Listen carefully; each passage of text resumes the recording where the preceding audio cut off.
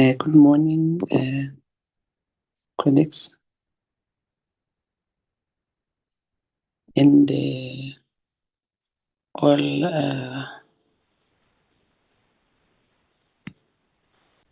Good morning, and welcome to the Portfolio Committee meeting. We agreed last week that we are going to have this meeting virtually. Shanaz, I hope everyone is here and we can start a meeting. Chair, we co-right to continue the meeting, Chair. All right. Thank you. And as I said, welcome to the Portfolio Committee meeting. Today we are going to have a discussion on indigenous knowledge systems and legislation, regulation, and the research and innovation. So we had been intending on having this discussion for a while, and then we have agreed that let us put it as part and parcel of our program. And here we are today. Our agenda is as follows. Can we fly the agenda? Gunther?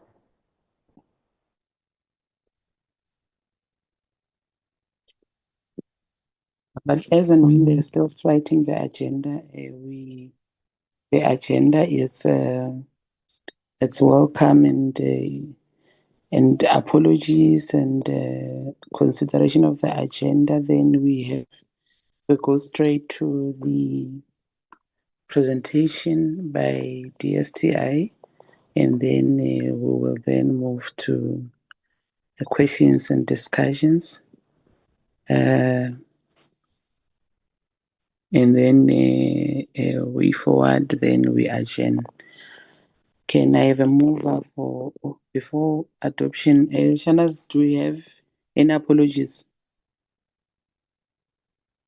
Yes, good morning, Chair. The apologies we received were from the Minister who's attending Cabinet in Cape Town today, and then also apology from the Deputy Minister who's dealing with a family bereavement, Chair. Thank you. I did not receive any apologies from members except Dr. Boshoff may join a bit later. Thanks, Chair. Okay. Thank you for that. Can we have a mover for the adoption of the agenda?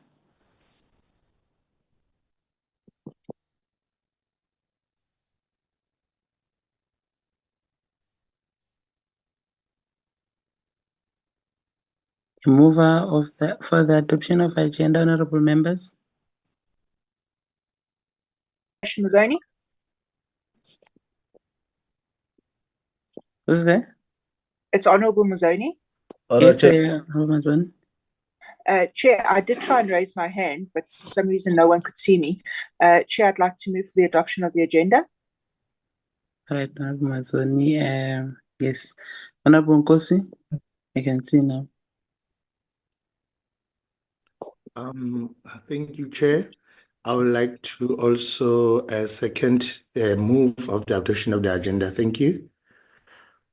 Thank you, honorable members. The agenda has been duly adopted and seconded. We would like now to welcome I don't know, who is leading the DSTI team? So acting DG is on the platform. Okay. Ms. Zwani. Okay. Welcome, acting DG, Ms. Guguzani, and your team, and all the DDGs that are on the platform. Can you please take the fourth acting DG to run the process of your presentation? Well, good morning, Chair, and good morning, honorable members, and good morning to the colleagues. Thank you very much for the opportunity. We are here this morning to present the IKS Recording in progress. Indigenous Knowledge Systems. We will be doing 3 presentations. One that would look at the IKS policy, what has happened since its approval by Cabinet in 2004, and the developments thereof so far. But then we also have another presentation that looks at the innovation side. There are several products that are being showcased there, and services as well, in terms of IKS. And then thirdly, we are also showing the members the Smart Village pilot, which is happening at Inyandeni Village in the Eastern Cape. I am with DTG Imran Patel, who is leading the team in terms of program 4, but also the innovation side comes from program 2, which would be Dr. Cele's area currently as acting DTG Technology Innovation. So I'd like to hand over to Mr. Patel, who would then introduce the 3 presentations. Thank you very much, Chair. We're noting the time as well. Thank you. Good morning, honorable members, and thanks for inviting the DSTI to share this very, very important and exciting portfolio of work. I think acting DG, you have covered the way in which we decided would be best to structure the presentation into those 3 parts.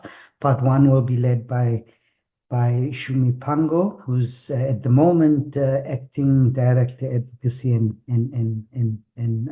Policy, but who's also leading our work currently in the midst of serious capacity constraints in that portfolio. And then we have Labuka Shabalala, who will take us through our work in the innovation space, and then Shumi will come back around smart villages. So they will take the presentation, but the brief comment I want to make is that this area of work is something that we have nurtured and advanced over the last 25 to 30 years.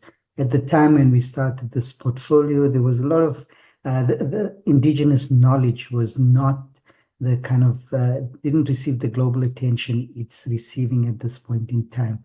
On a whole range of fronts, policy, but even in academics, linked to discussions around decolonizing knowledge, etc., indigenous knowledge has surfaced to the top of the agenda. And this, because of our long investment and support of this area of work, has placed South Africa in a leadership position around this. We are called upon both globally and within the continent to share our experiences, some of what we've done in terms of the policy innovation space, policy in terms of the design of policy, including the act which previous parliaments of previous administrations assisted with, are in fact seen as the kind of most pioneering and of relevance to other people who are developing similar pieces of legislation. So let me leave it there, and I said my colleagues will then take you through the details, and then we would appreciate any further comments that will help us take this forward in the context of a decision that we've taken to update the 2004 IKS policy, because that policy is a policy that is, in fact, if you tick everything off, we've kind of fully implemented a previous policy framework that we agreed upon. So it's time to now look forward over the next 10 to 20 years, and what are the new policy requirements that we would need to factor into our ongoing development of this very important area. So thanks on that basis, Honorable Chair and members. can I hand over to Shumi Pango, who's online, and the presentation was circulated. Shumi, you can come.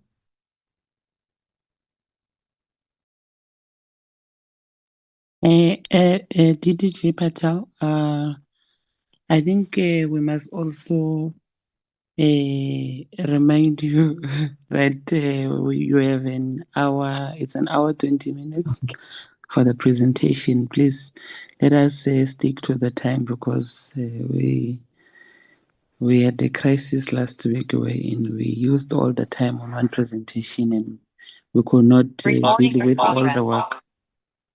No, thanks, Honorable. In fact, I should have just reminded the colleagues when preparing for this presentation, we agreed that even though there's 3 parts, we're looking at about 15 minutes for the first 2 parts and maybe 10 minutes for the second part. So we hope to be finishing in 45 minutes so that by 10:30 we can take questions and comments. So Shumi, keep that in mind, and I will kind of remind you if you are going over your time limit. Shumi, come. All right, thank you very much, DDG. Good morning, honorable members. My apologies, my voice is very croaky. I have a touch of flu. My system here is refusing to share, and I'll just request my colleague Wiseman to share the presentation on the IK Act and the subsequent regulations, if you may, please.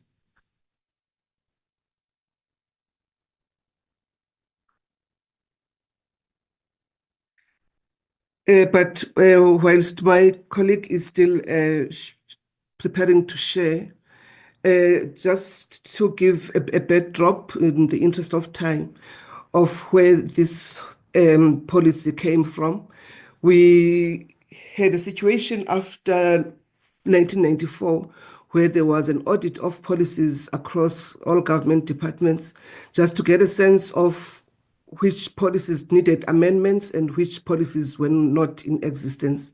And what was glaring was that we have a lot of indigenous knowledge in the country, but there is no legal framework that seeks to protect indigenous knowledge in the country. And therefore, there was a move from the Portfolio Committee at the time to commence with the development of an IKS policy. And following a lot of consultations nationally, internationally, and also in the region, then we managed to come up with a policy which was adopted by Cabinet in 2004.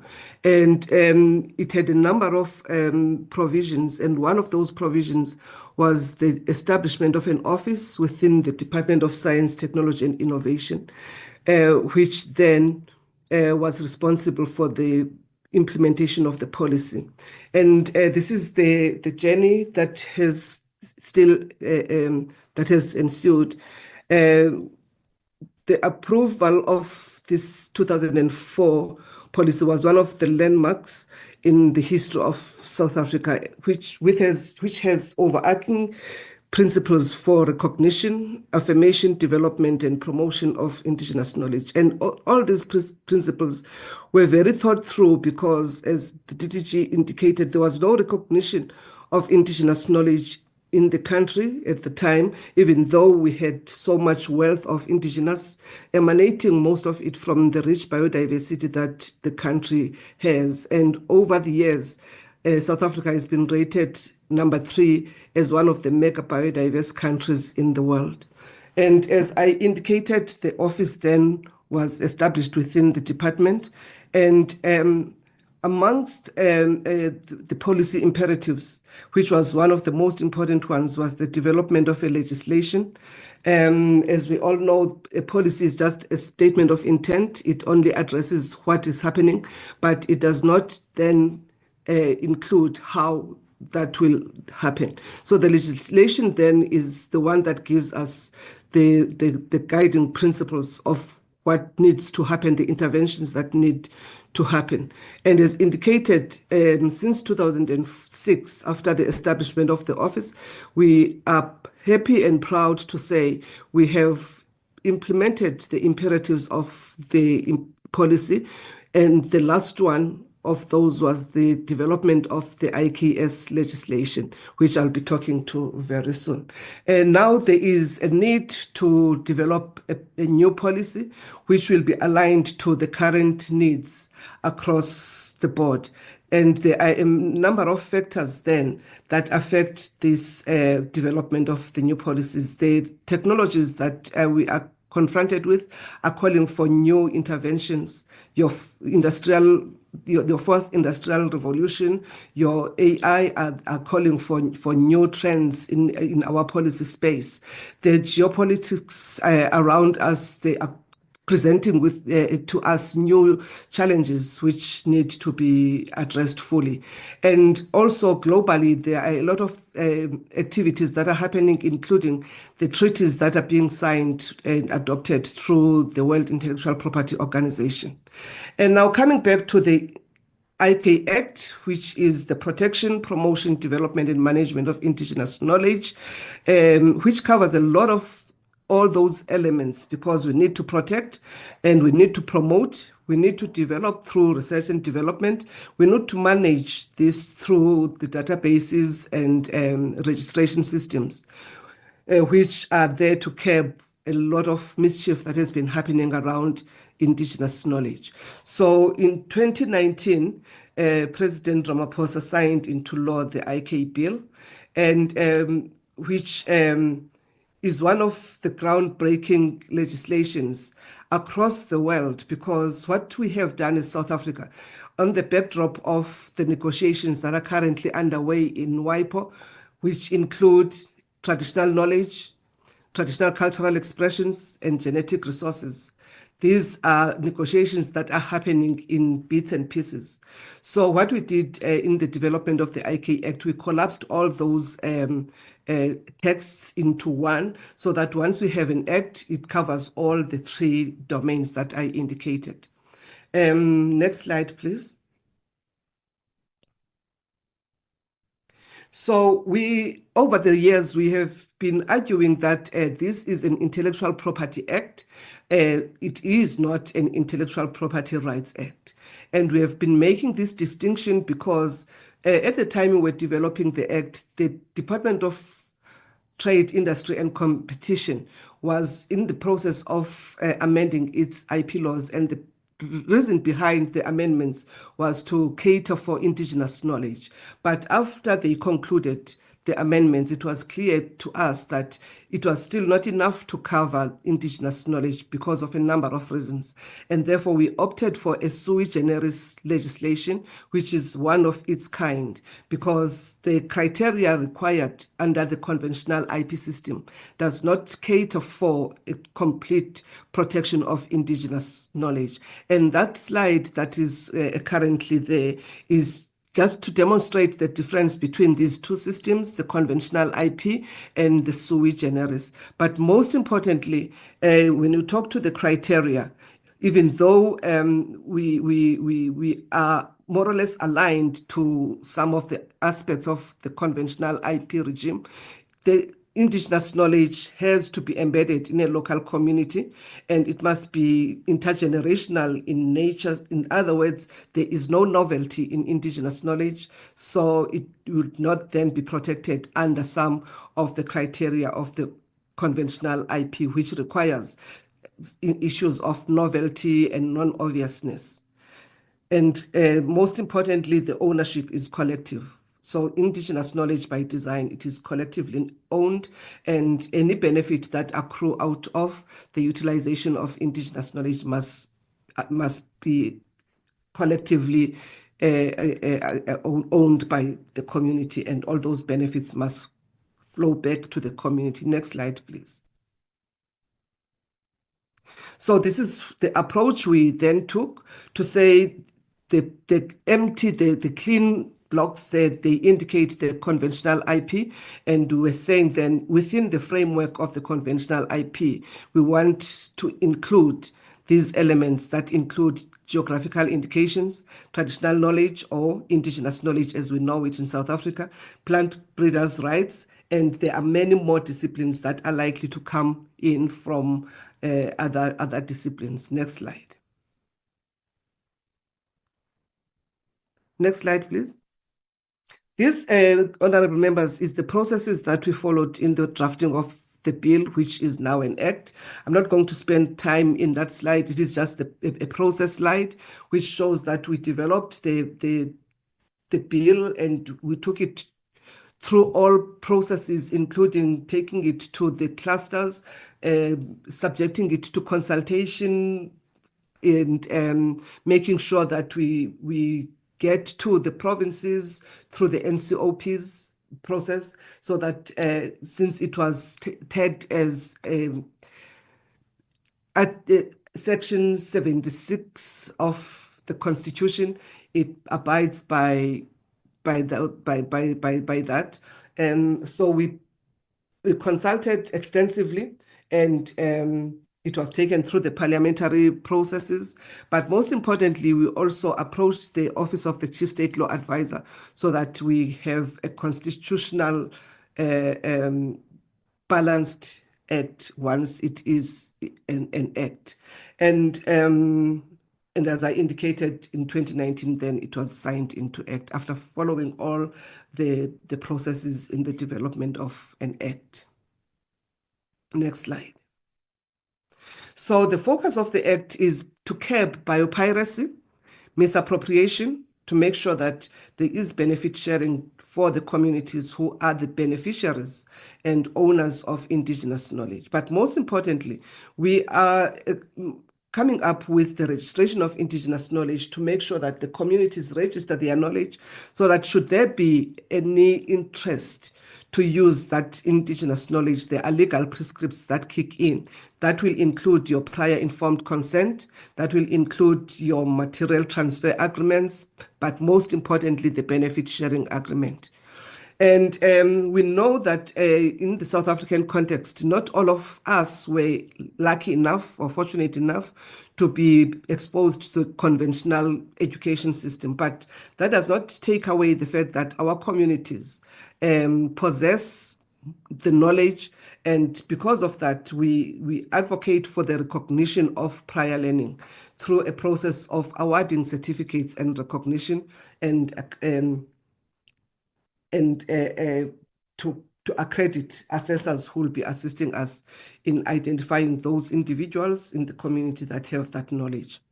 We also facilitate research and development through this act, but also because once we talk of benefit sharing, there will be communities and even countries who would want to be more of beneficiaries than others, and that then would bring the issues around dispute.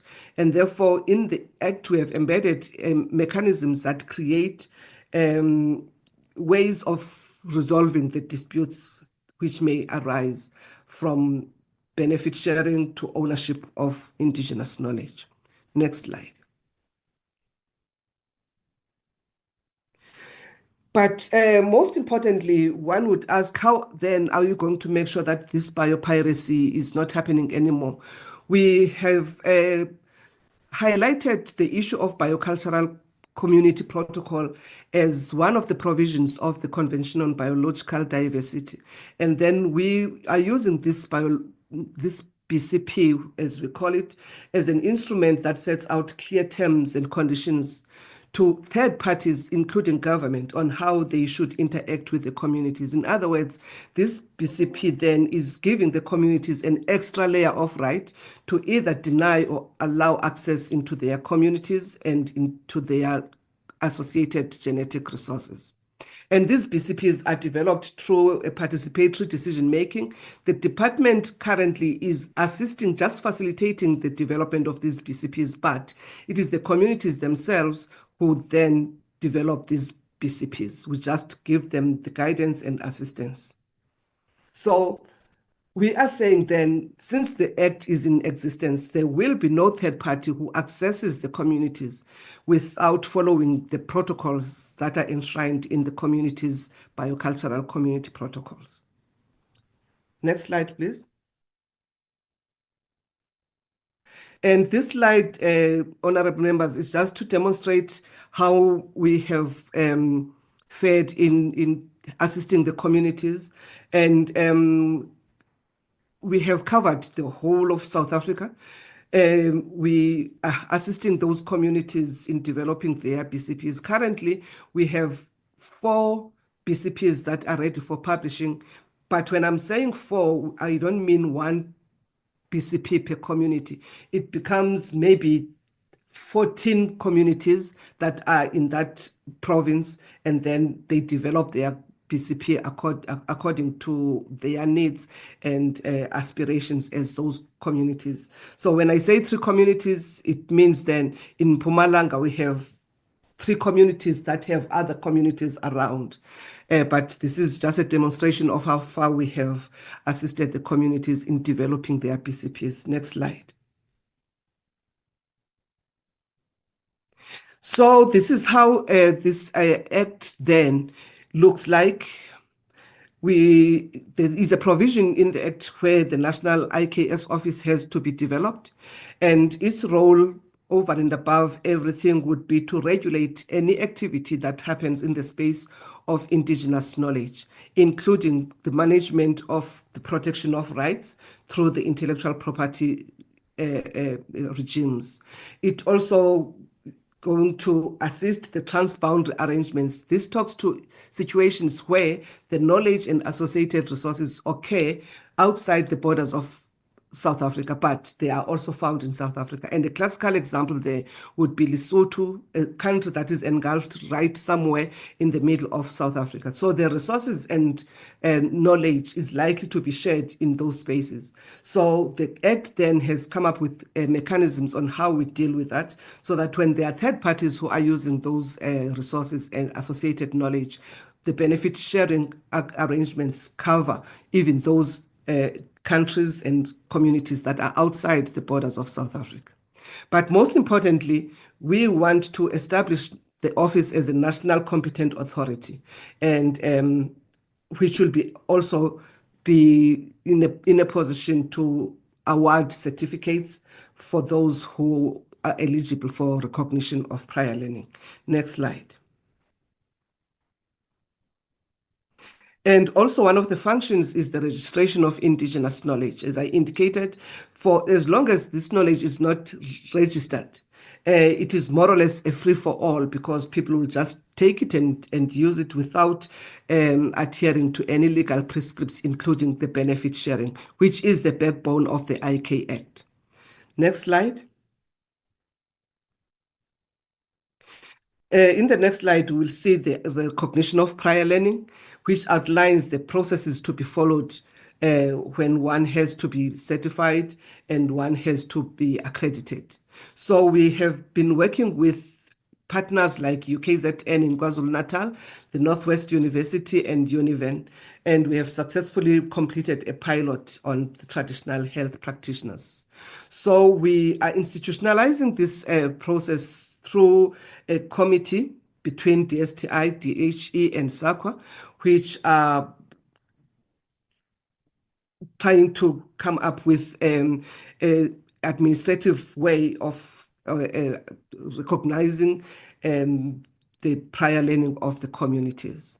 In terms of the norms and standards, what we did, honorable members, was to identify disciplines that fall under indigenous knowledge systems. So under the Act, we have identified 16, but that is just a beginning. So for each discipline, then we are developing norms and standards. Up to date, we have developed 6 standards on 6 disciplines. And what we have realized is that we were doing a desktop research when we were developing the Act, and maybe sometimes using just our own imagination. But once we got to the communities, we were then made aware that even the 16 disciplines are not enough. There are more disciplines there, and sometimes there will be sub-disciplines that are under the disciplines. Commercialization talks to the license application. As I indicated, once the third party wants to utilize this knowledge for research purposes, then a license application will then be required when this knowledge has to be commercialized. Next slide.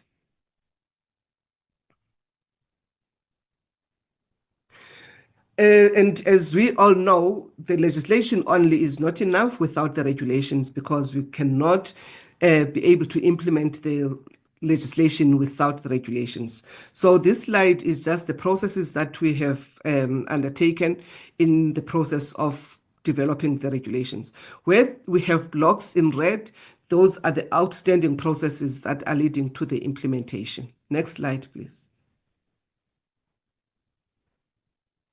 Now I'm going to talk to our involvement as South Africa at the World Intellectual Property Organization. These are the committees that we are working on because they have a bearing on the work that we are doing. But the Department of Science, Technology and Innovation specifically is leading in the Intergovernmental Committee on Traditional Knowledge, Genetic Resources and Traditional Cultural Expressions.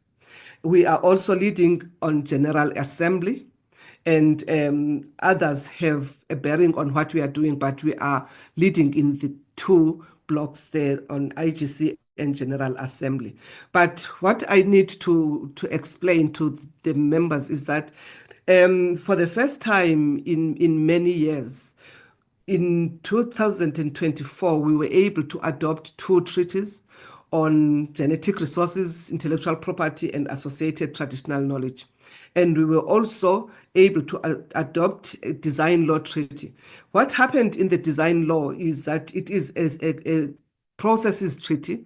It is not a substantive treaty. But what we did then in South Africa, assisted by the African group, was to make sure that there is an inclusion of traditional knowledge in the design law. And we were able to achieve that after a long time of negotiations. Next slide, please. So in the adoption of the IP, Genetic Resources and Associated Treaty, we were able to come up with the 6 elements that were our position as South Africa and the Africa, including the like-minded. We wanted to make sure that the scope of protection is clearly defined. We wanted to make sure that there is a mandatory disclosure of the source, so that if there is a third party anywhere in the world who has utilized the genetic resource, it must be mandatory that they disclose that, because all of that then triggers benefit sharing. Sanctions and remedies were very crucial for us, so that if there is any infringement, then we are able to use the sanctions and remedies, including including the revocation of patents if they were not if the due processes were not followed. There was also a need for us to talk to information systems and databases, because the developed countries were very eager to prescribe to us how the databases should be developed. And we pushed back on that one, because they were saying that on the basis that they will assist the developing countries in developing those. So we were able to get what we wanted there. Next slide, please. So these are the examples, honorable members, of what we mean by these resources. You can just scroll through because, as I indicated, South Africa is one of the mega biodiverse countries in the world, sorry for that. And we see now how we get medication that is informed and inspired by some of the resources that we have. You can scroll down, colleague. These are just examples of the knowledge that we have, and some of it is in medicines and some of it is in food. So this is the knowledge that we want to protect using the treaty, but most importantly, using the IK Act. So in 2024, then, when the treaty was adopted, South Africa signed the final act, and we are going to ratify and sign the treaty as well. And once that has been done, we will domesticate the treaty so that it fits the needs of South Africa, and it is also aligned with the policies that we have in the country. Next slide. And then I touched on this one, which is the design law. That is where we insisted on the inclusion of indigenous knowledge in designs. this was very important for us because we have seen how our designs have been exploited. I would like you to scroll to the examples that I've used there. And at some point, there was a pushback from the developed countries not wanting to accept that some of the designs are informed also by the genetic resources that we have. Next slide. Next slide. I just wanted to show the leather gowns, the leather that is grown from mushrooms and agricultural byproducts. And a particular design cannot happen unless that mushroom has been used as a replacement to animal leather. This scarf is dyed from a bacterial secretion, which a bacteria then, which is a genetic resource. Next slide. These are silk dresses that are engineered from a silkworm, and these designs have never been, the communities that have knowledge on this silkworm have never been acknowledged, and there has been no benefit sharing that accrued to them. Next slide. You can just keep scrolling. These are cups that are derived from shrimp shells. That is also an example of a design. But most importantly here, we have a jacket on your top right, top left, which is also a black textile waist and mushroom mycelium. And that design is somewhere in the world, but the resource itself comes from communities. We have a 3D printed seat made from mycelium. We have a lamp there that is made from mushroom material, and that is where the genetic resource comes in insofar as the design is concerned. Next slide.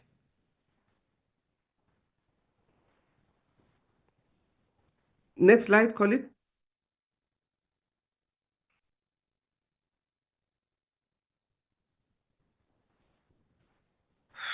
Shumi, I think that's the last from what I remember, Shumi.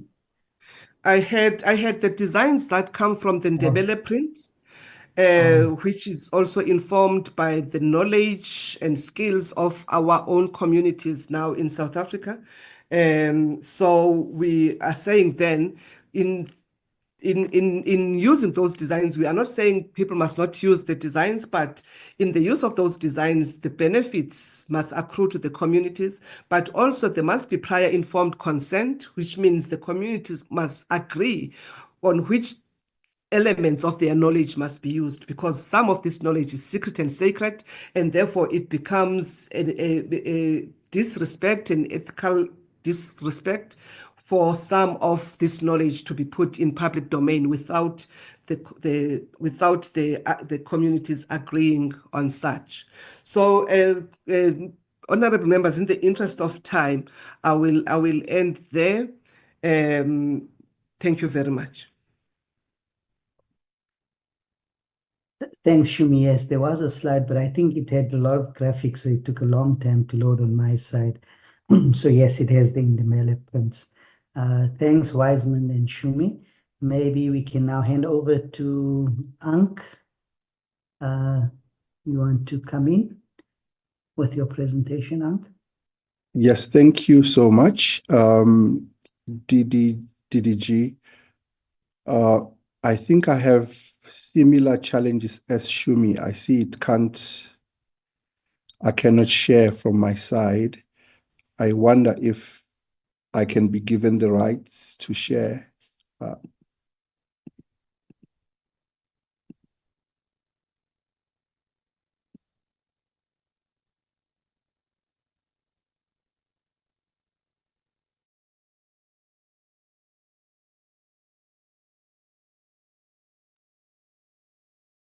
Hello, I'm not sure who's controlling. The sharing is open, so if you could share now before this, you should be able to share.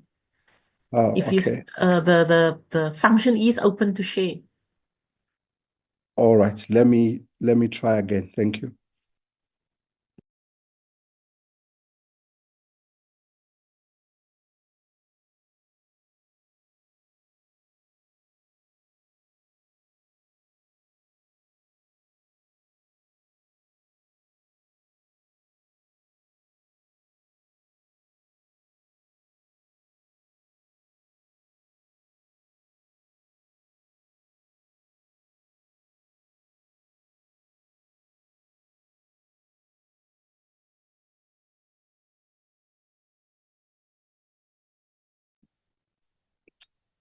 Yeah, somehow it's not. I'm trying to check now. I made you a co-host, so you should then be able to share. Okay, let's see.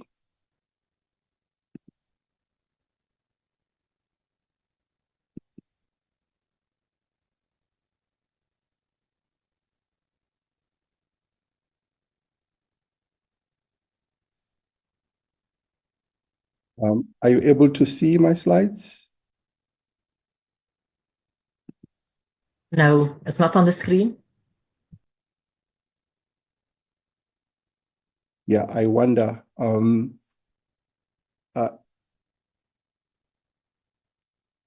not sure if any of my colleagues have mine. It could be my. I'm gonna try to find your presentation and see if I can project it. Just give me a minute. I'm not Okay. seeing your presentation. I'm seeing Shumi's presentation. Let me send it through quickly.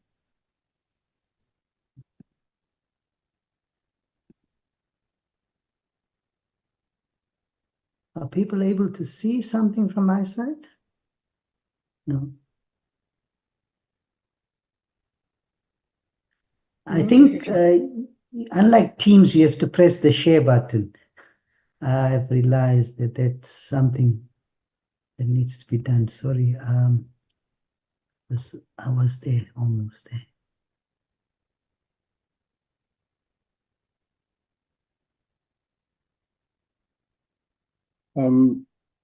Are you able to see now the presentation? Yes. Yes. Awesome. Okay. Thank you. Thank you so much, DDG. All right. You can go ahead. Just tell me when to move the slides. Okay. No, wonderful. Thank you so much.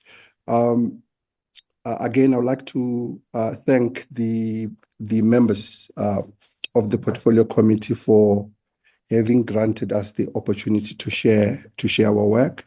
And as Acting DG said, we come from the Technology Innovation Program. And what I'll talk about, I'll talk about four things. One is just to make a case for the new look into what we have decided to call African knowledge-based technology innovation sector. And we will also share our strategic mandate and the models that we use to do what we do, then highlight at high level, highlight some of the programs that we have put in place, and then the Decadal Plan Vision 2033 from the Pan-African focus. You may press.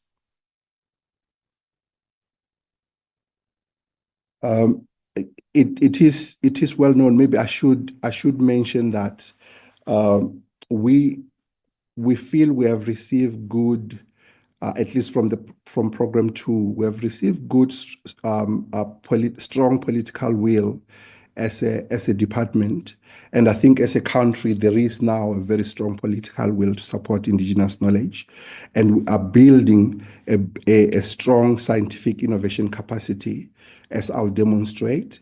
Now, with these two, plus the untapped indigenous knowledge, and us as one of the mega biodiverse countries in the world, there is a potential. And some of the leading market research companies have given us these figures that the nutraceuticals industry is worth around $600 billion. And the medicines, the herbal medicines, it's a $300 billion market. And I'm really talking about low risk medicines, not even high risk medicines. Our work, of course, is predicated on the Act, ICASE Act, the Bioeconomy Strategy, and some of the documents that you see. Our white paper, Decadal Plan Inspired Policy Intents, are that within the department, we are responsible for mainstreaming and interfacing African knowledge systems within the national system of innovation, and of course for institutionalization of these. And 60% of our work revolves around inclusive innovative research for socioeconomic development based on these natural products. We also do local technology transfer, acceleration, and manufacturing in order to industrialize as we move forward. And we have great programs on enterprise development for commercialization.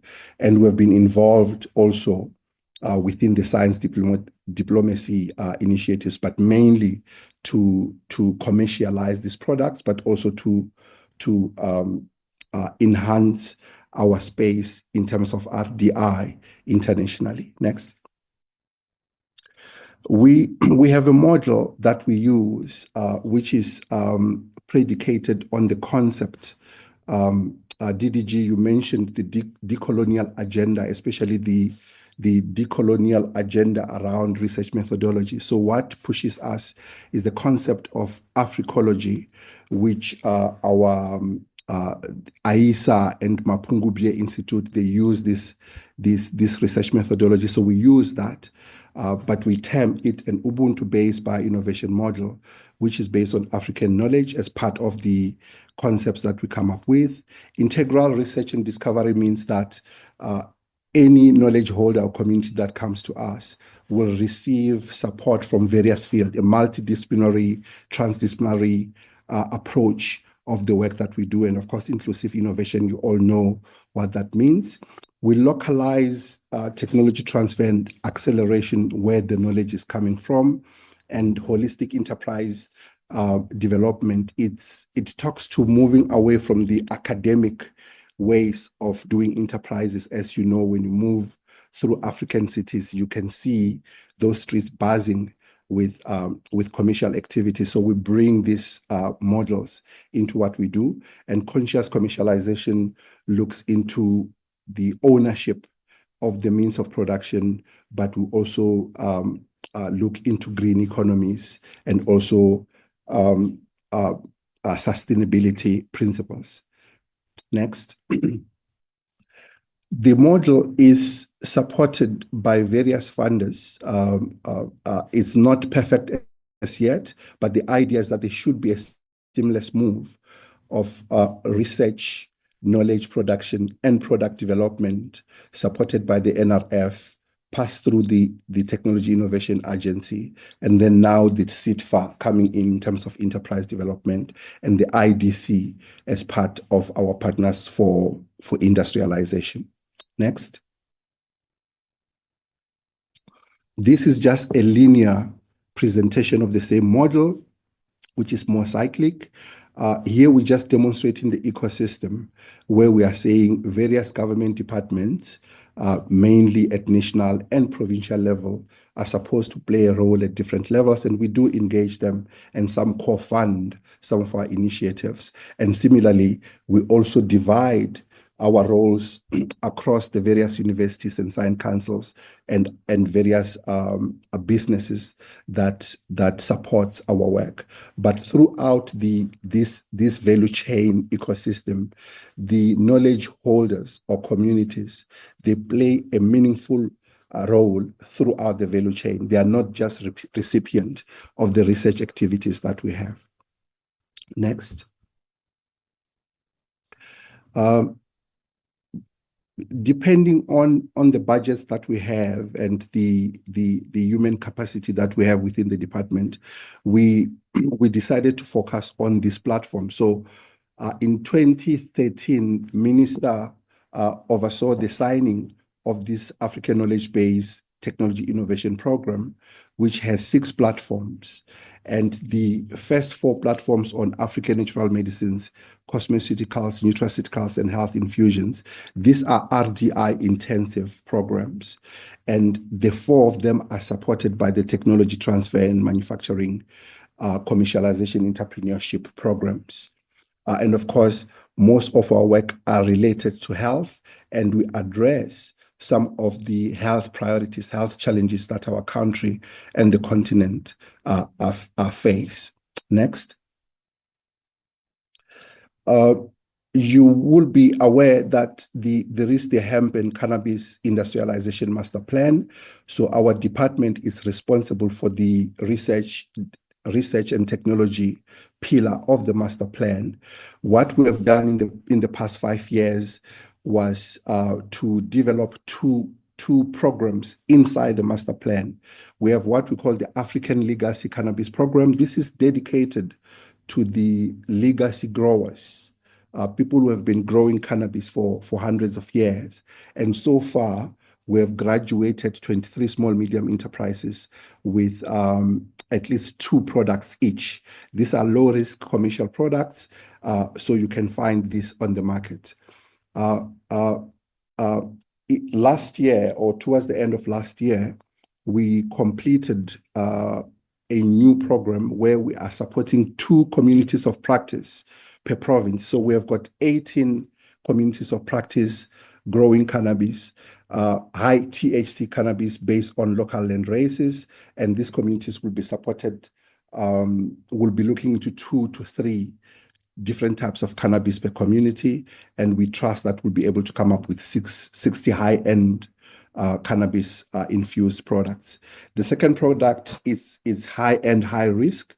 This is the program that looks into your cancers and pain management, diabetes, hypertension, some of the neurodegenerative diseases, and epidemic-prone infectious diseases, including tuberculosis, HIV, and the like. And these pictures here are some of the products that we have. This slide is just to demonstrate that, the next slide is just to demonstrate that we do science. There are those who feel that we're not doing science. We do science, but our science is based on African ontologies, cosmologies, and epistemologies. Next slide. I will come to this slide when there are questions to be asked. However, we're just demonstrating that we're making some headways in terms of the impact. The highlight here is that we've got 15 laboratories which are dedicated to African knowledge base, RDI. We have over 150 commercial products. For example, we have been supporting more than 77 active living small medium enterprises and 17 patents, but we can come back to this slide for details. Next slide. So I'll just quickly run through what we do. As my colleague Shumi demonstrated some of the processes that we've developed as a department, what we do is that when scientists meet knowledge holders or communities, from the onset, there has to be these agreements that are signed, the non-disclosure agreement, but the most important ones relate to access and benefit sharing. And our model is the one that promotes ownership and equity so that people don't have to wait for years for them to see the results of the research. Next slide. As I was saying, we have 15 dedicated labs that we have put in place from the University of Venda all the way to UKZN, dedicated to our work. And we now have 30 plus 18 new pieces of land where we do agronomy, good agricultural practices type research led by the ARC. Next slide. We also do preclinical trials. So 4 of these labs are dedicated to preclinical research, and then they are also linked to clinical research centers where we do good clinical trials practices, and these are also multi-centered. And one of the pictures that you're seeing on your right, it's FAMOS. It's a clinical trial facility that we work with at the University of the Free State. Next slide. We also have supported product development initiatives for manufacturing. For example, the machine on top on your left, that's the CO2 supercritical. The president had an opportunity to see this last month, but ideally we put structures as the one that you're seeing on the picture and the machinery in the communities, so that we demonstrate technology transfer and acceleration where the people are and where we are growing these products. And of course, our products are developed according to the requirements of the South African Health Products Regulatory Authority and the South African Bureau of Standards. And of course, wherever there is knowledge, our NIPMO also supports us in these initiatives. Next slide. We have developed an enterprise development a program with the Innovation Hub and the SABS, and the successful one, which was also born out of the intervention of Minister Nzimande, is the Coach Lab, which we have now we have expanded it from small, medium enterprises to the students. And we just graduated 150 students from the University of Venda and University of the Northwest. And we have started now with another set of students from other universities. So the first bunch are the students that are doing the BIKS to PhD, whereas the others are the ones that are doing IKS-related sciences, whether pharmacology, agriculture, chemistry, medicine, and. Next slide. We are also working with SAPRA. I trust that members are aware that the Health Act of South Africa was found wanting. One good example is that it defines medicine as Western medicine. Therefore, other forms of medicine are not considered to be medicines, maybe except foreign traditional medicines like Chinese medicine or Ayurveda or homeopathy. But African natural medicines, herbal medicines, are not regulated here at home. So we are working with SAPRA to relook into the new act and the regulations. And now we just funded the working group that is doing this work to start with the consultations, so that these medicines can now, when we do research, produce them, manufacture them, they can now end up in our hospitals and clinics, but also can be used elsewhere for clinical application. Next slide.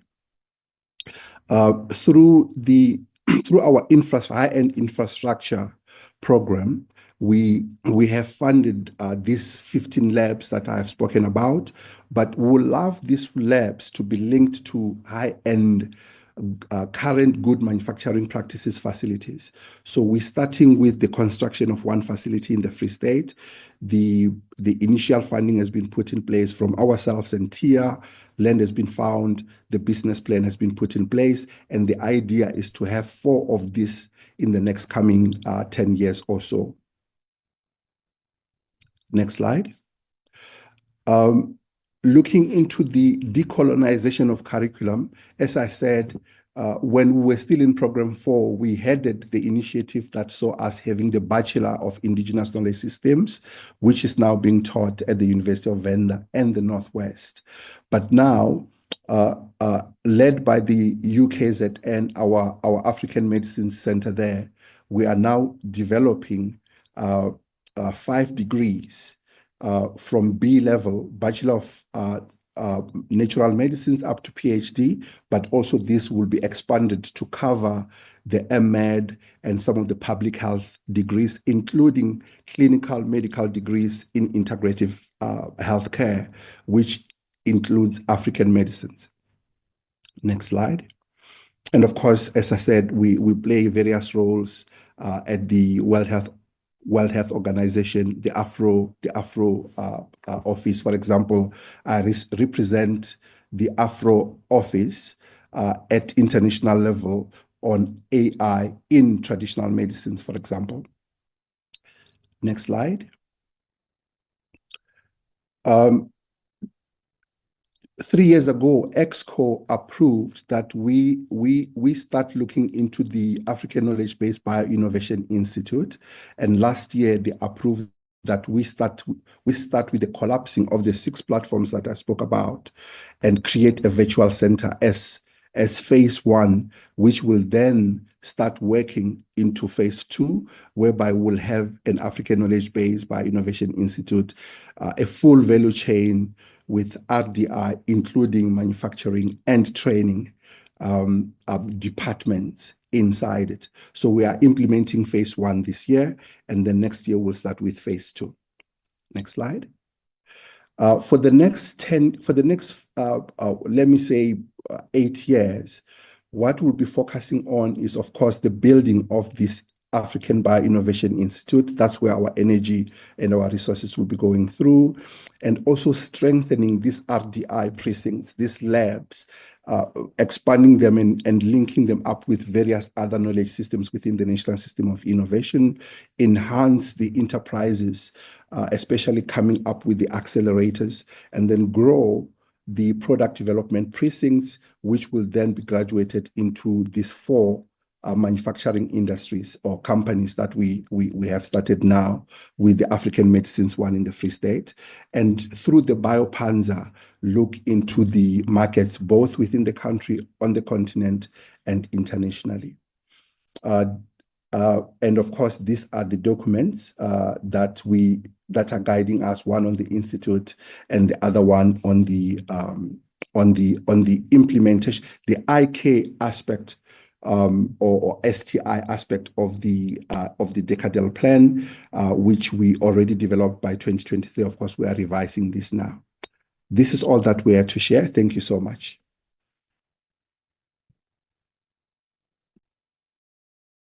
Thanks, Ank.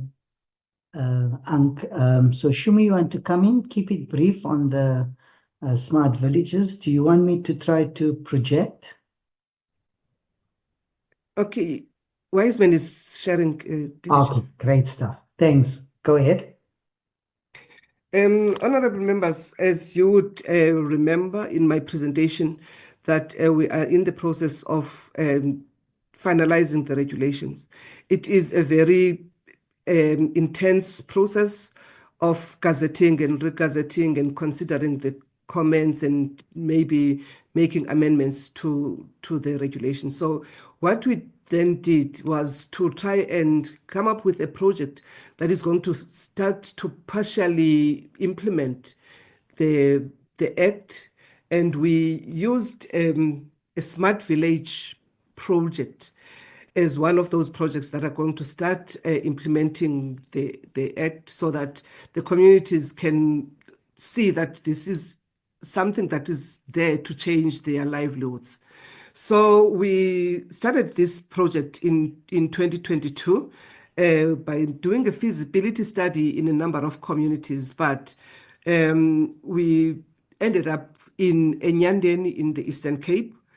So that is where the project is currently being piloted under the Enyandeni local municipality. We have partnered with the Great Place at Enyandeni. We've partnered with Northwest University and University of Venda.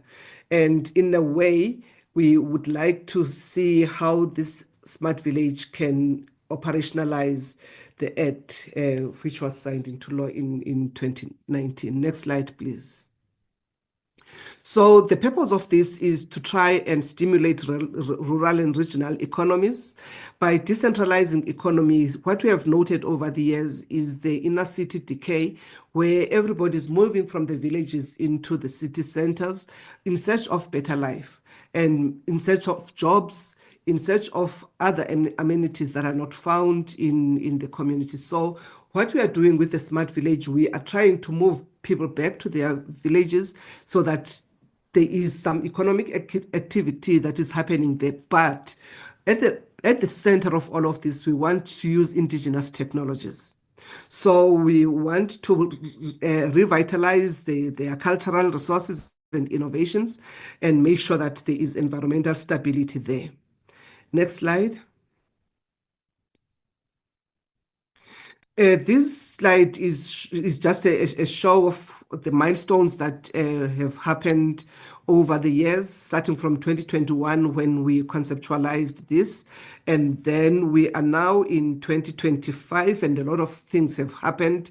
We have managed to lobby the municipality so that they own this project And in so doing, they have included the smart village in their integrated development plan so that it is budgeted for as part of their activities, even though it is championed through the department, because we really don't have the resources to sustain this. But it is a multidisciplinary project. That means a number of stakeholders will be on board, because the roads, the energy, water, and all of those are the very most important in infrastructure that have to be there to support this. And we, to that extent, we are hoping that we will roll out the smart village concept to other villages, because whilst we are doing this as the department, we are also addressing the triple challenge of joblessness, inequality, and poverty,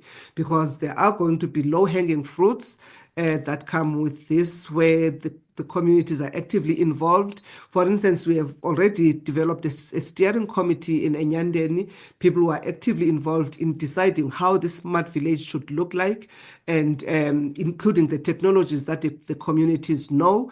Remember, I was talking about the biocultural community protocol. In that BCP, we identify the resources that the communities have, including the human resources attached to those resources. So when this smart village happens, the community itself will be involved, even though we will have the inverted commas professionals like your engineers and environmentalists, but communities will have the last say in terms of the decision making that is guiding the smart village. Next slide.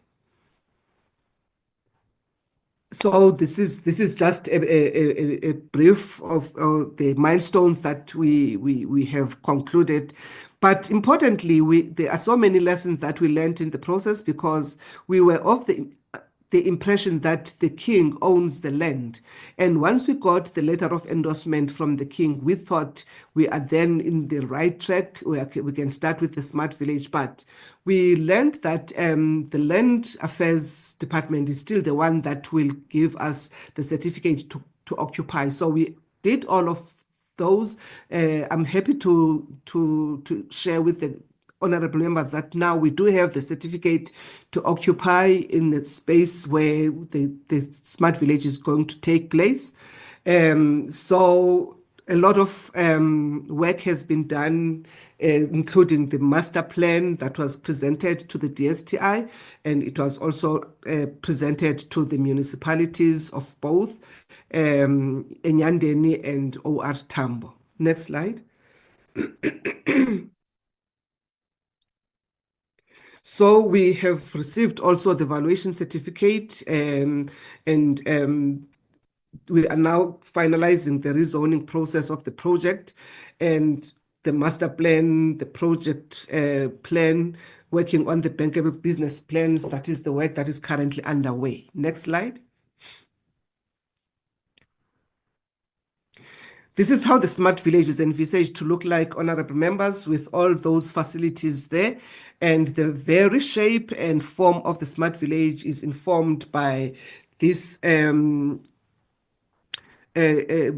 meeting and partnership of ideas between us, the service provider, the community, the municipality, and the technical people. So we are looking at having something that looks similar to what we are seeing on the slide there, with everything ranging from the center, the agriculture hub, innovation hub, the village conference center, farmer production, and all of those.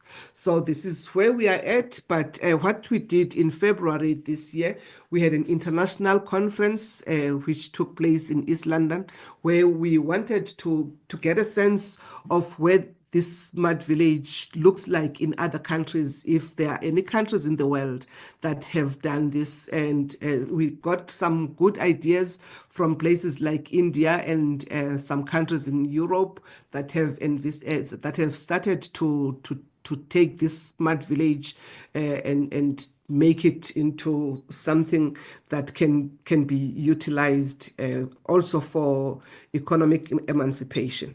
So we just thought we can share with you this project at its pilot stage so that the members are aware of what the department is doing in trying to operationalize the Act. Thank you very much. Thanks, Shumi. And then before I hand it over, just to acknowledge that there were some other members of the program 4 and two teams that were here. I see Dr. Gilbert Siko, I see Wiseman, I see others. So apologies if I didn't introduce all of them. But Acting DG, we done with the presentations. Over to you. Thank you, DDG Imran and team. Back to you, Chair. That's all from us. Thank you very much.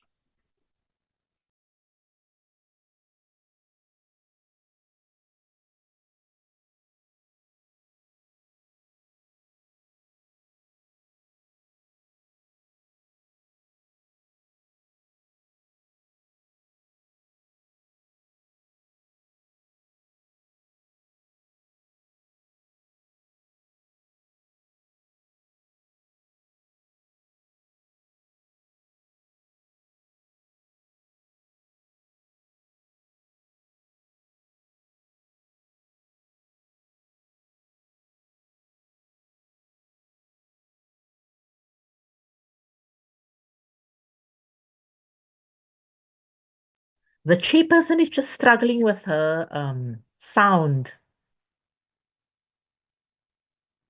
Okay, she's logging on again.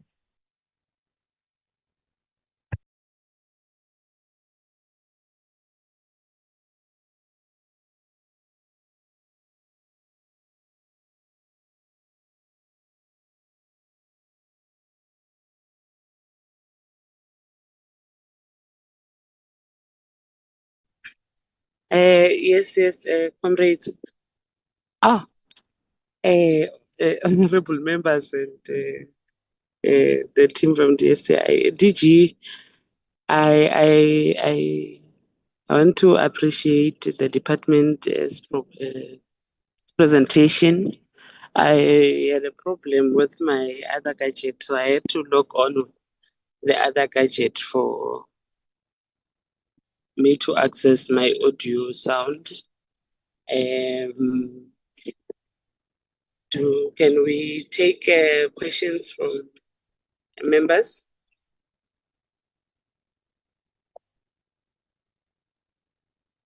Honorable Ramongaro, Honorable Mazoni.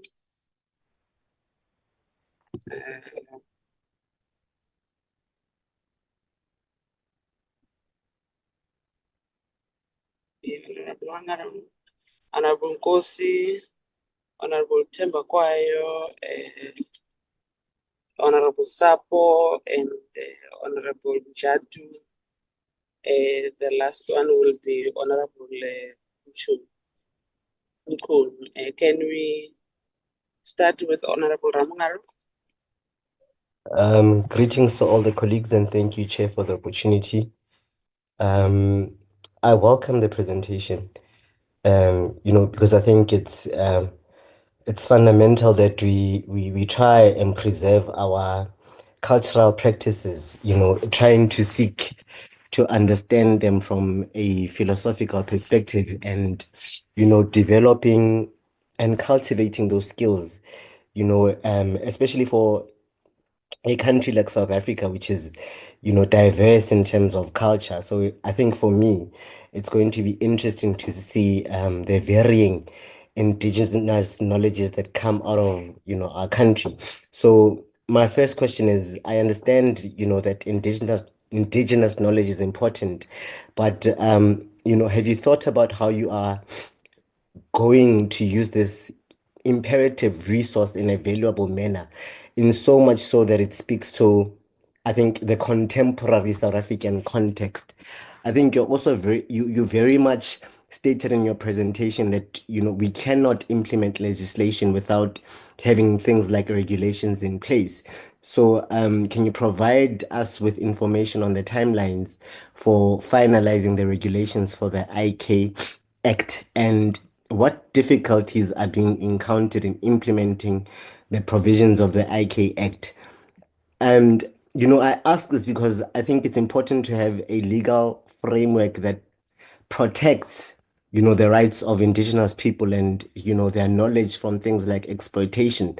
So I'm very happy that in your presentation, you alluded to, the significance of upholding the dignity, and you spoke about the sacredness, and really just the protection against things like cultural appropriation. So these laws, I know for a fact that they are important, to safeguard indigenous knowledge. And I think the point is to ensure that, communities not only benefit, but also have a say in the application of their indigenous knowledges. My third question is, how do you plan to facilitate the integration of indigenous knowledge into, like the broader national policies? And have you identified some opportunities in this regard when, other sectors like agriculture, health, environmental management are concerned?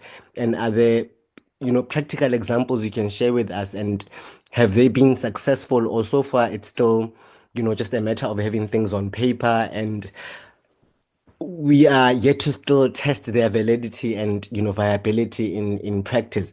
Because I saw the cannabis project that you presented on, and for me it's very interesting, and I look forward to seeing how far you actually go with similar projects. I also ask these questions because I think it's important to have, indigenous knowledge also contributes to supporting, things like social justice and equity, but more so striving to, gravitate its agenda towards, sustainable economic growth opportunities and, ultimately growing our economy.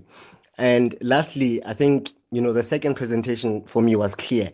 I mean, you talked about all these interesting opportunities, but, for me, how do people reach you in order to take advantage of these opportunities? We deal, as politicians, mainly with constituencies. And, as soon as someone finds out that you sit in the science portfolio, they want to share their ideas. And, I have people reaching out to me on social media platforms asking about these type of opportunities that you presented today and how they can actually access them.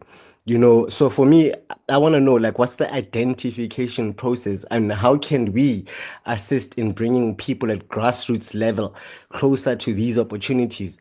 Because I think I'm not an expert in science, and I would not know if someone's idea is groundbreaking or phenomenal, but what I do know is I would like to assist in ensuring that they somewhat get to present their idea to the relevant department for feedback. Thank you, Chair. Thank you, Honorable Ravnara, Honorable Mazzoni. Thank you very much, Chairperson. Good morning to all my colleagues and to all the colleagues presenting today. Thank you for the presentations. Chairperson, once again, everyone on this committee knows, so let's let the delegation know too, I'm obsessed with the protection of intellectual property law.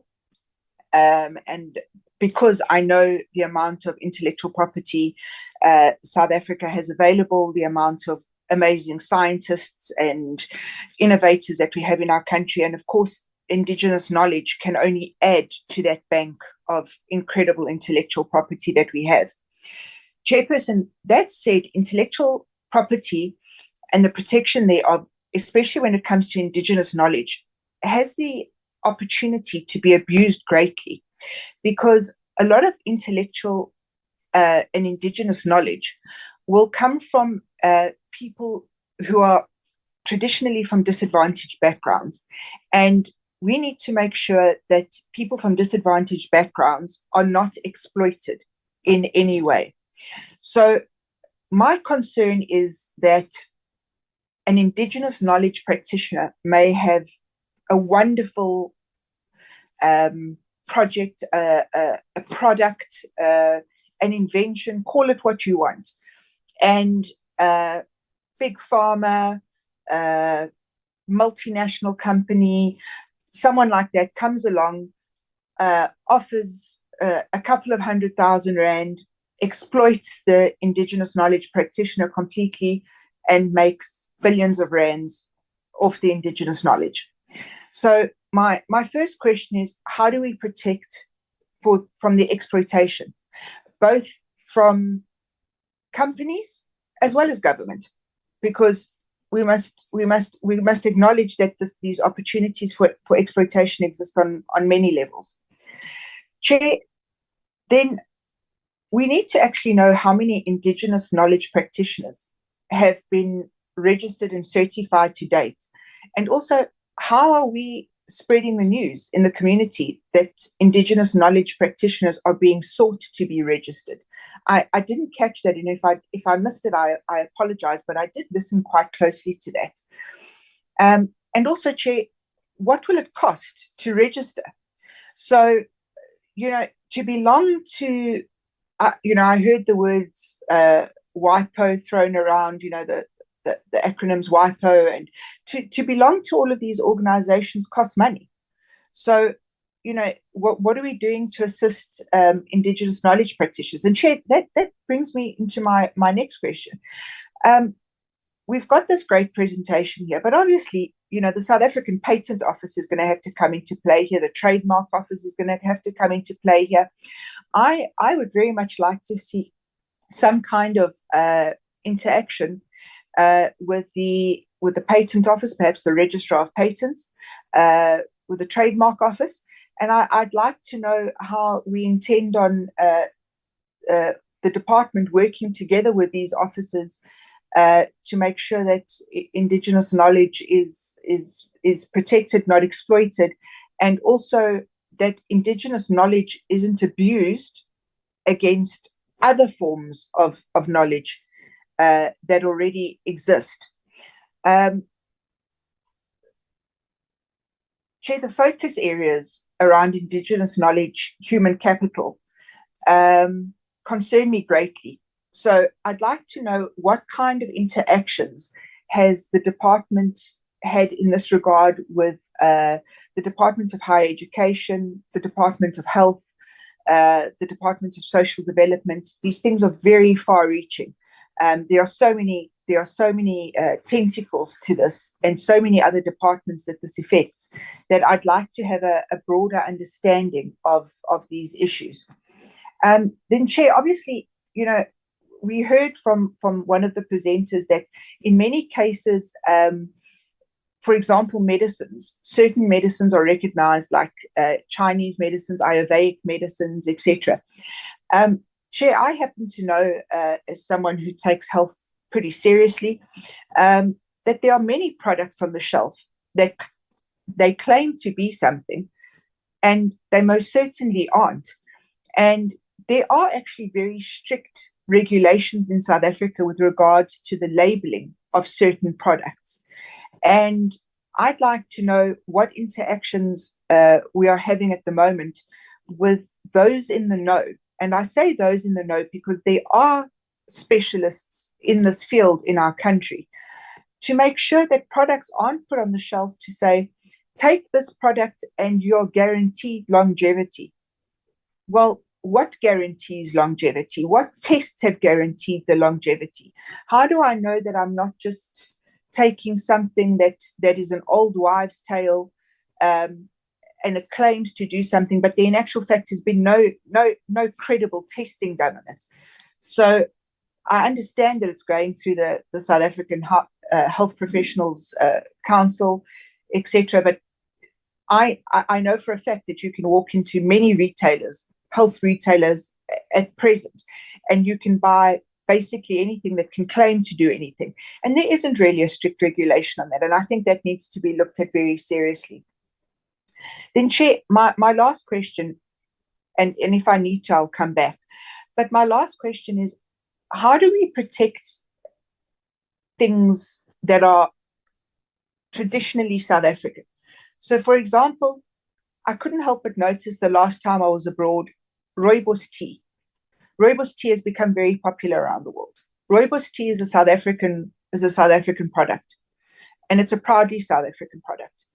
And many countries around the world have got specific protection on their products. And let me give you a fun example.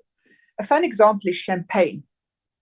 So we like to refer to all sparkling wine as champagne. That's not the case, unless sparkling wine is produced in the area of Champagne in France, it actually by law may not be called champagne.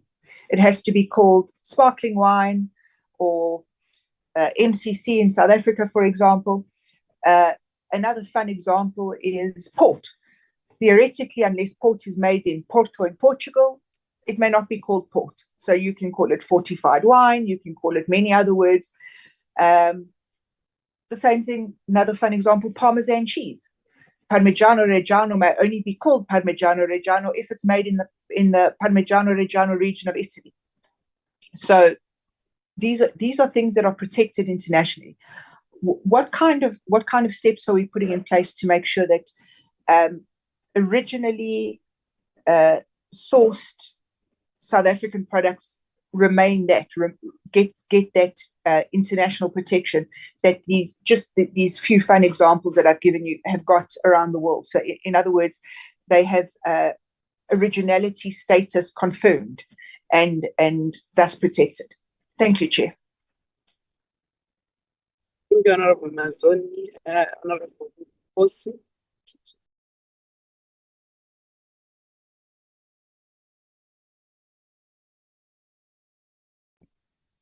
Thank you very much, Chair. Greetings to all honorable members in the meeting and also the department. Chair, I believe there is a critical need for robust, adaptable, and cultural sensitive frameworks that balance innovation with protection, ensuring that indigenous communities retain control over their knowledge. Equally, there is a need for stronger awareness campaigns as to ensure that the indigenous communities are fully informed about their rights and the available legal protections. Because, Chair, without such measures, communities risk being excluded or unintentionally exploited by commercial entities seeking to utilize the indigenous knowledge. Chair, I only have 3 questions. The first one will be, what measures are being taken as to ensure equitable benefit sharing, particularly in transboundary or international arrangements?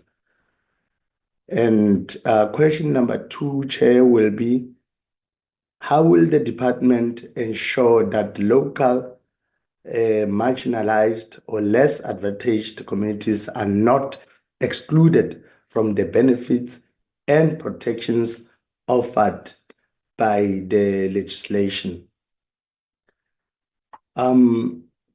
Chair, also, I think there has been lately wars or tensions between proponents of the indigenous knowledge system and those advocating for Western scientific methods, particularly in areas like the traditional medicine and HIV and AIDS research.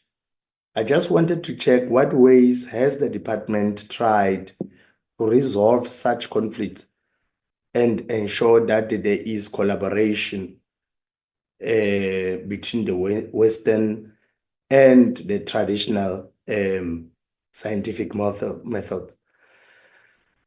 And Chair, the last question will be, how will the department and the private sector collaborate to reduce the risk of bio piracy? Thank you, Chair. Thank you, Honorable Kosi and honorable members. We welcome Honorable Kosi after the funeral of his father. He laid the body of his father to rest over the weekend.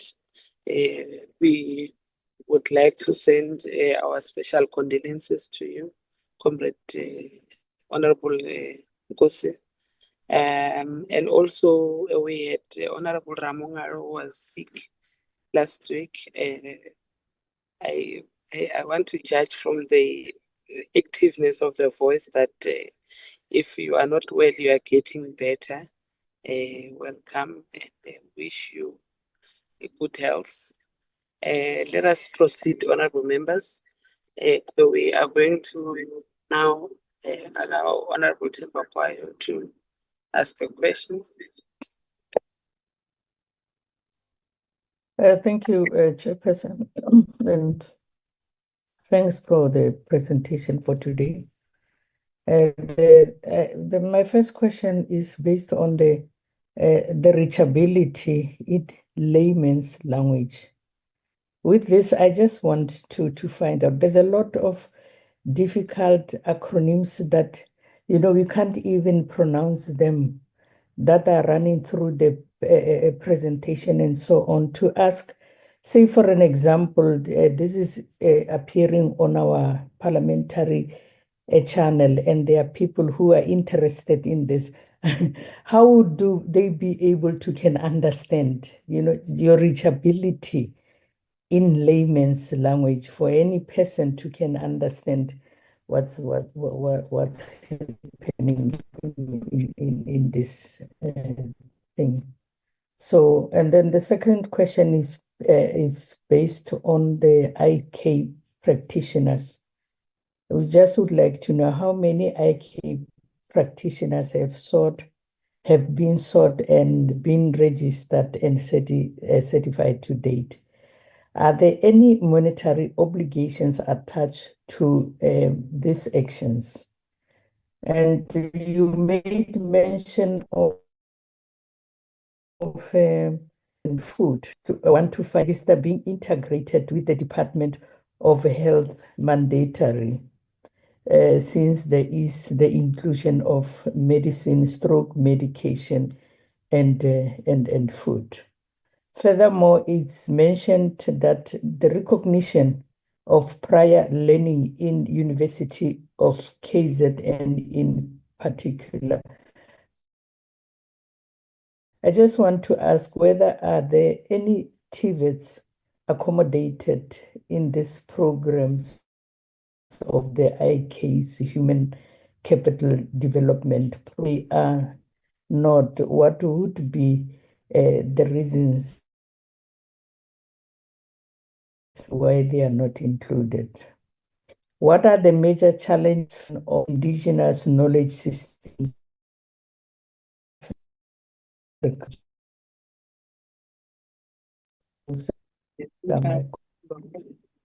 Are you Honorable Tembakwayo? We are going to now take Honorable Sapa. Done. Thank you. Honorable Sapa. Chair. Thank you. Thank you very much, Chair. I am not sure if Dr. Tembakwayo is done. Oh, okay. Good morning, Chair, and honorable members, together with the department, in appreciating the report, Chair, the presentations. I just have a few questions. Maybe in starting with the last presentation.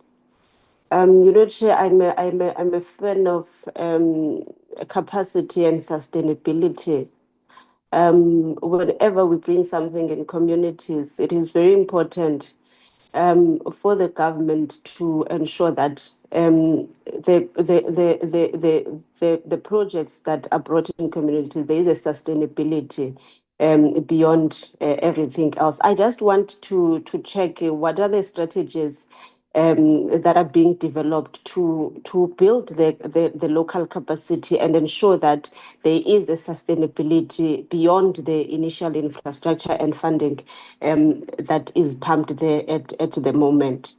The second part, Chair, is what is being raised by Honorable Mazzoni, because once the commercialization is involved, there are a lot of misappropriation and exploitation that's to take place. I just want to check what will be then the method that are in place to ensure that we prevent that, And linked to that, to ensure Uba, how is the legislation going to adapt to the digital innovations and prevent the cyber misappropriation of the indigenous knowledge? The last thing, Chair, is on the second presentation. I just want to check because what is important is to protect the indigenous knowledge holders to ensure that they do retain their own, they do have control over their own cultural assets. I just want to check, Uba, how does the model practically ensure that the indigenous knowledge holders will retain control over their own cultural assets beyond everything else? I just wanted to raise those questions, Chair. Thank you very much. Thank you, Honorable Sambo and Honorable Jadu.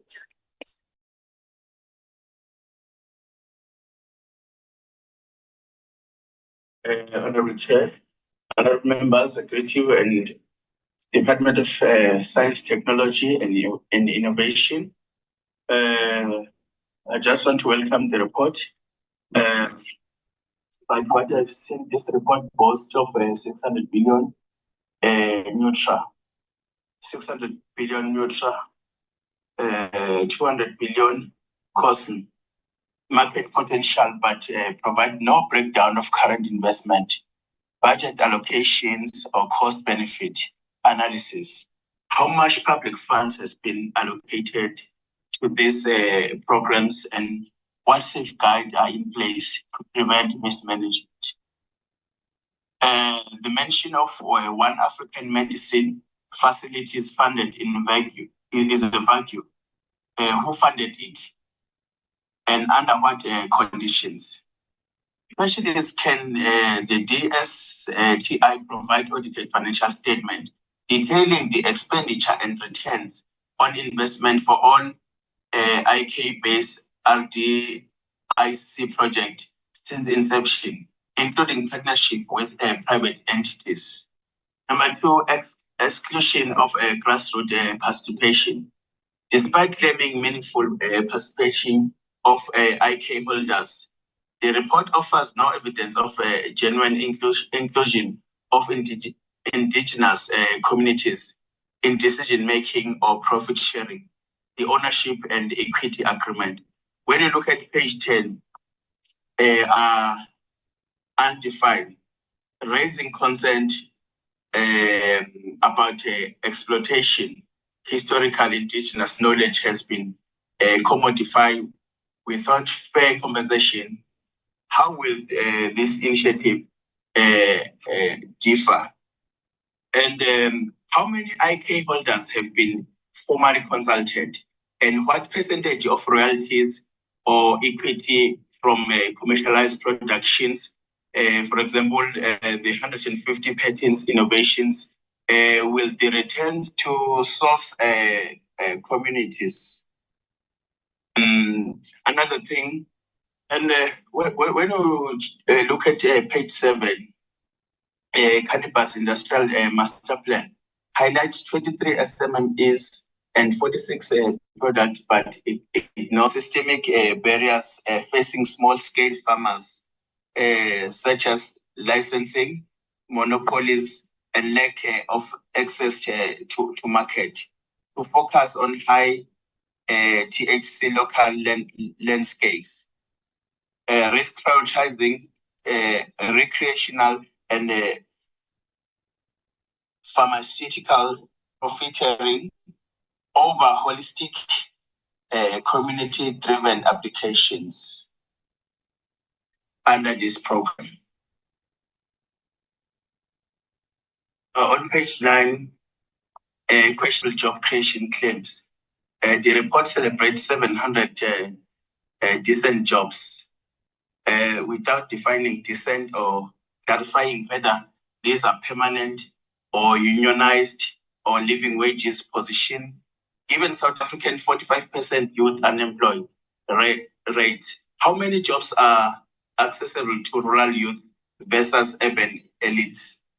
provide a list of all 700 jobs created, including salary scales, location and demographic data, race and gender, or of beneficiaries, alongside verification from independent labor auditors.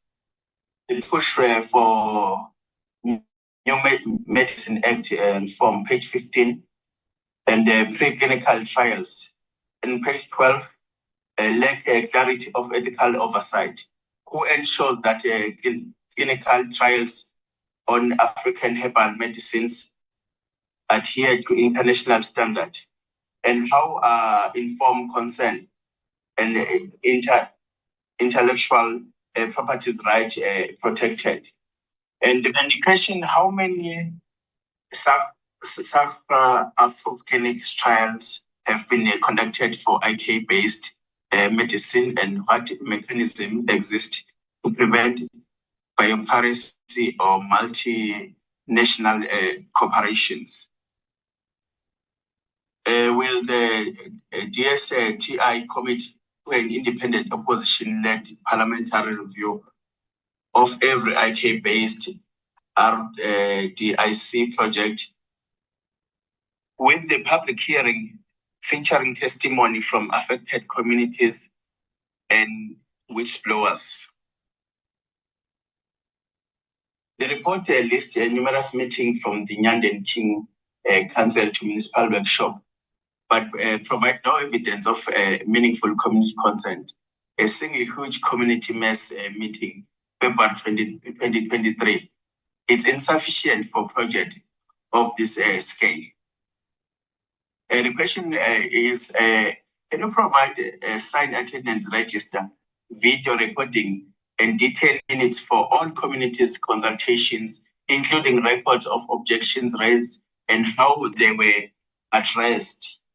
Can you table all land evaluations, report proof of payment to affected families, and the legal basis for transferring land rights to DSTI or its partners? And another thing, can you disclose all funding agreement, MOUs with private entities and project ROI for investors versus the share earmarked for Nyanden residents? And can you conduct an independent audit comparing the cost of 4IR infrastructure, for example, sensor broadband, to the cost delivering basis services like road, clinics, and schools? Let me end here now. Thank you very much, Chair.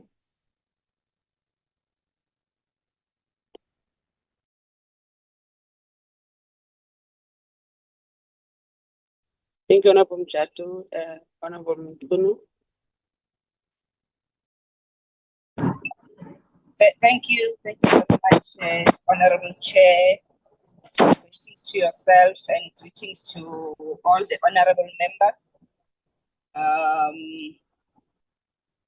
Thank you for the presentations. I think they are giving us some enlightenment when it comes to these programs that are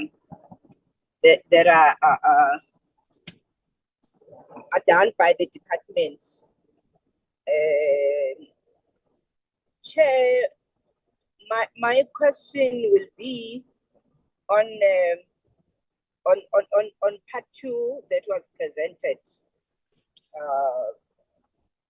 On the legality, on the legal framework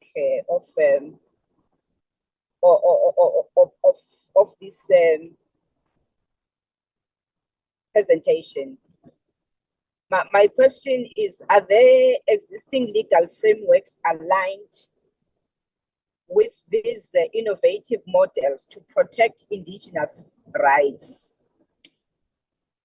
On the last presentation, Chair, just want to know how will genuine community participation be operationalized beyond consultation, ensuring local voices shape decision-making?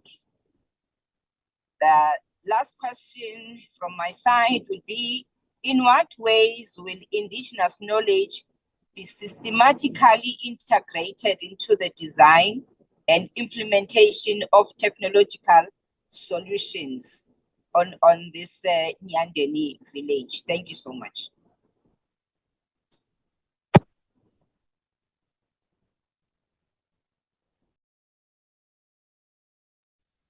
Thank you, honorable members, for the questions. Acting DG, can you lead the response? Thank you, honorable members and chair, for the questions. I would like to hand over to DTG Imran and the team to respond to the questions. Thanks. Thanks, Acting DG and Chair. What I would suggest is we go through it in a similar way as the three parts. There were questions posed around the legislative framework and protection of rights, etc. So I'll ask Shumi to come in on those. There were a lot of questions in that regard. I have some, but I'm sure she's taken notes, so anything not covered, I will cover. And then there were questions posed on the innovation work, particularly around the frameworks and legislation, how we're protecting the innovation, etc. So I'll ask Ang to come in there. And then I think there were only just a few questions on the smart villages. So Shumi then can come back in on that one. So Shumi, let's start with the first set of questions related to the legislative framework and how we're protecting things. Thanks, DDG. Thank you, honorable members, for the questions. The first question that came up was around the timelines for the regulations. I indicated, honorable members, that this act, which was a bill then, was tagged as Section 76 bill, which means it has to be consulted with extensively because it affects the provinces and it affects the communities by extension. Hence, it was handed over to the NCOP for consultation. Extensive consultations have taken place even at the time of the development of the regulations.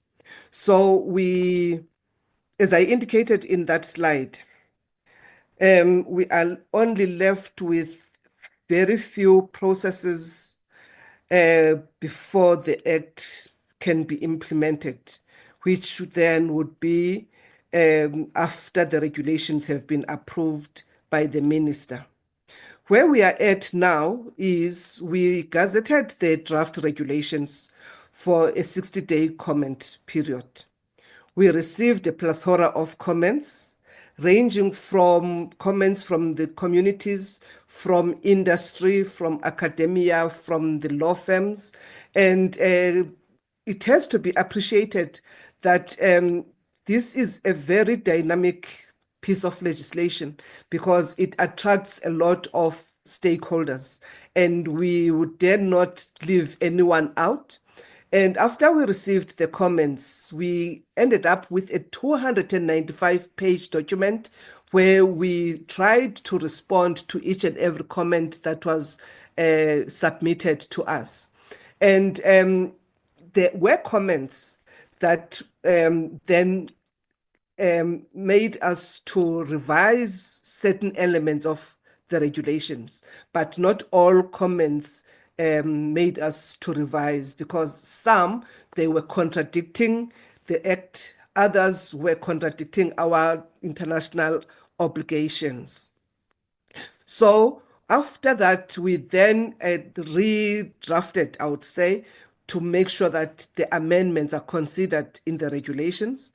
So currently, we are in the process of regazetting the regulations again, so that what we included in the regulations, which was not there during the first gazetting, is consulted with once again.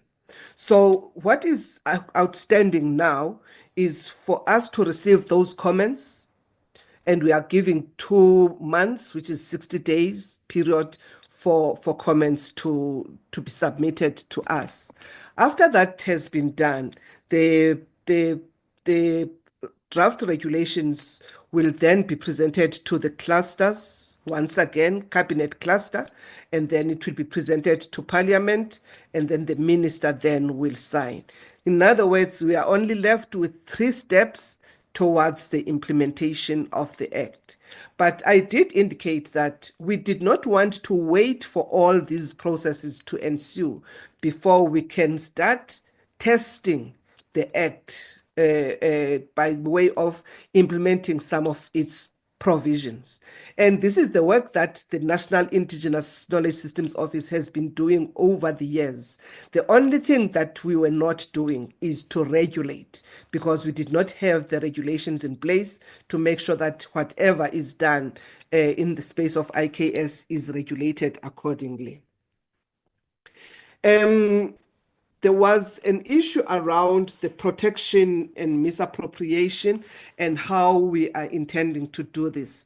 There is one slide where I demonstrated that the focus of the Act is, amongst other things, focusing on curbing this mischief where Indigenous knowledge is used without authorization from the communities who own that knowledge.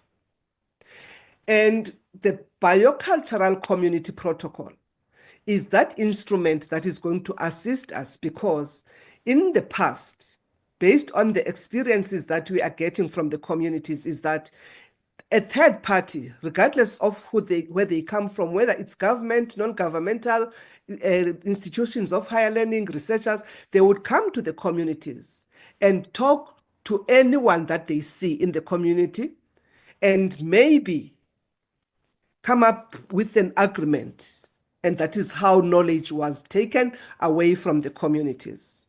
Now, the Biocultural Community Protocol sets out the leadership structures, the entry point in the community, so that not everybody then represents the community in the space of the third party, because that is where the mischief happened. And sometimes we just want to apologize to the third parties for saying they stole the knowledge, because they did not. The only thing that happened is they spoke and concluded agreements. Monies exchanged hands between the wrong people. Why? Because there was no structure in place, there was no instrument in place where the actual entry points and responsible people were then identified. So once we have this Biocultural Community Protocol, there will be no reason for the third party to speak to wrong people or to conclude agreements with wrong people. Should that happen, and the benefit and the Biocultural Community Protocol is in place, and it is showing exactly who should be approached, then that person would have committed a crime. And the provisions of the Act talks to penalties in the event such happens. So we are trying to guard against this misappropriation by all means. And this is the first level, which is happening at the national level. But the treaty that I was referring to, which is the intellectual property, genetic resource, and associated traditional knowledge, is an international binding treaty, which then will talk to all those multinational companies, big companies who then approach communities because they are vulnerable and give them the least benefit at the expense of the big companies that are going to benefit from that knowledge or from that resource.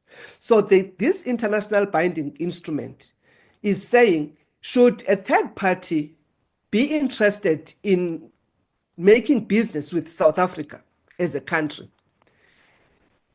all the legal processes and legal prescripts will prevail. And the responsibility is for the third party to acknowledge the source of origin, the country of origin, and to some extent, Honorable Mazon made mention of how we can protect our products that are outside the shores of South Africa. How can we then make sure that we retain the source as South Africa? Your likes of rooibos, your likes of Karulem, I think that the honorable members are aware of the case of the rooibos, which was fought successfully and it was patented in America, and that patent was revoked as a result of the case that we had against the company that did that. There are so many cases that we can mention. At that time, in our intellectual property space, we did not have geographical indication as South Africa.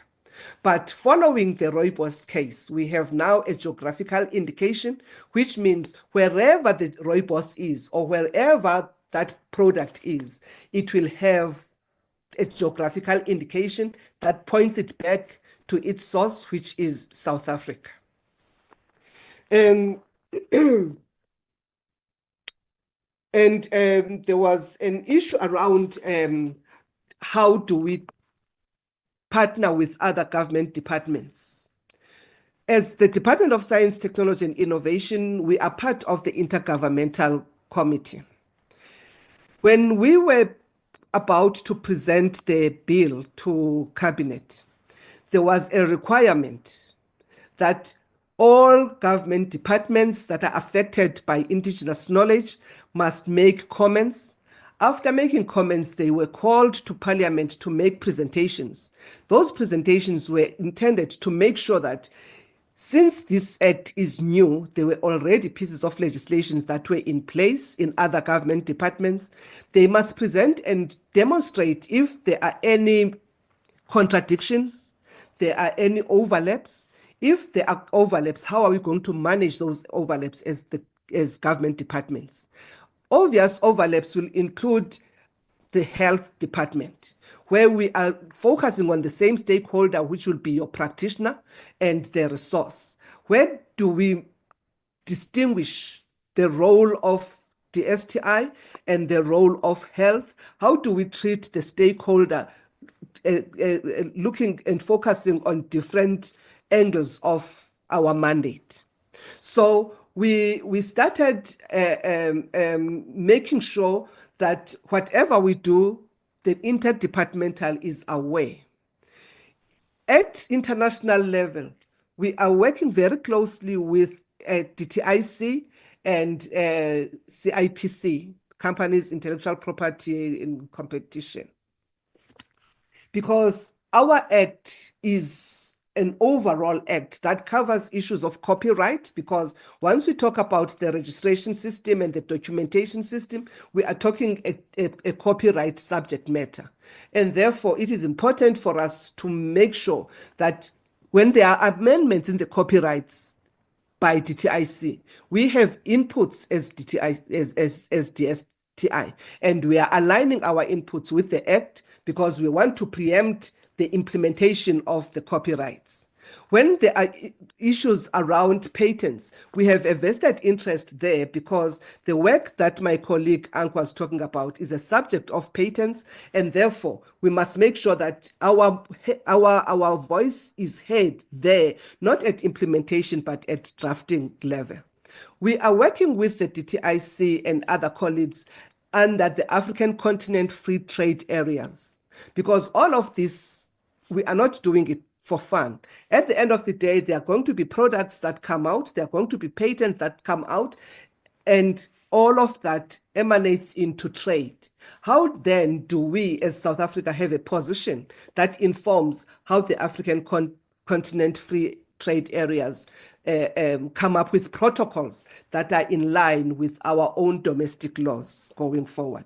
So that covers the question that talks to how, as government departments, do we work together to make sure that we have a single position that talks to our own national laws, but they also talk to regional legislations and protocols. It talks to our international obligations. The World Intellectual Property, the Convention on Biodiversity is one of them.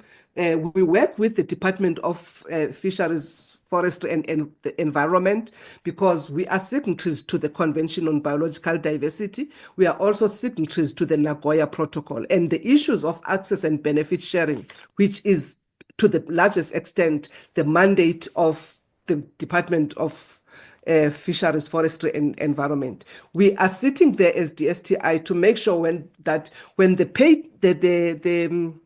permits for bioprospecting are applied for, we make sure that the issue of acknowledging the source, acknowledging the communities, acknowledging the traditional knowledge that is in that resource is included in that benefit sharing agreement, so that when all is said and done, the communities are able to benefit from the utilization of their resources. There was a question around the issue of transboundary. And in the presentation, it might not have come out very clearly. It is one of the provisions of the Act to make sure that we have the transboundary arrangements in place, so that if, for instance, there is a country outside the borders of South Africa that has a resource that occurs in that country and it also occurs in South Africa, we treat that resource and that associated knowledge, we protect it in the same way we protect ours. And there is a reciprocity that is happening in that country as well, so that when the third party comes, because the levels of advancement in policy development, it's not the same even in the region. Maybe the third party would know that if I go to country X, it will have very not as stringent policies as South Africa, so I can easily have access to that resource. We then revoke the Nagoya Protocol that provides for the establishment of competent authorities and focal points. So if you are a member of the Nagoya Protocol and a third party comes to you because you have lax policies, you have an obligation as that country to say, even South Africa has this resource, and therefore all these countries that have the resource will sit around the table with the third party, and we don't have a situation where the other party, the other country benefits at the expense of the other. So we have that sorted out through our international and local obligations. There was an issue around how do we hope to adapt to digital advancement to protect IKS. We have been in the years arguing for the same issue, where the developed countries would advocate for issues like synthetic biology. Others would also advocate for digital sequence information, which then makes it difficult to have physical access with the owners of the information or of the resource. Because once it is sequenced, they were arguing it is difficult to say where it comes from. And we argued against that.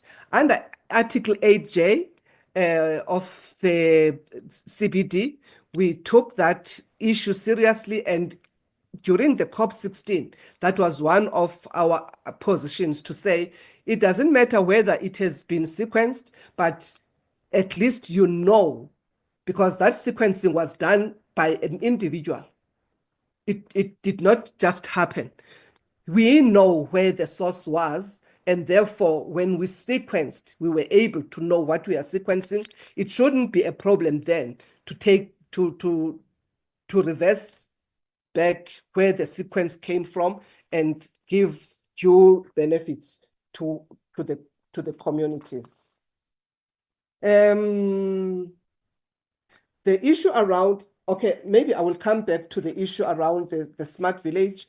I hope I have covered the questions around the protection of the IK and how, as South Africa, we deal with these different pieces of legislations like your copyrights, your trademarks, and all of that. We are working very well with our colleagues. We are always meeting before we even have a position that we are tabling at the World Intellectual Property Organization.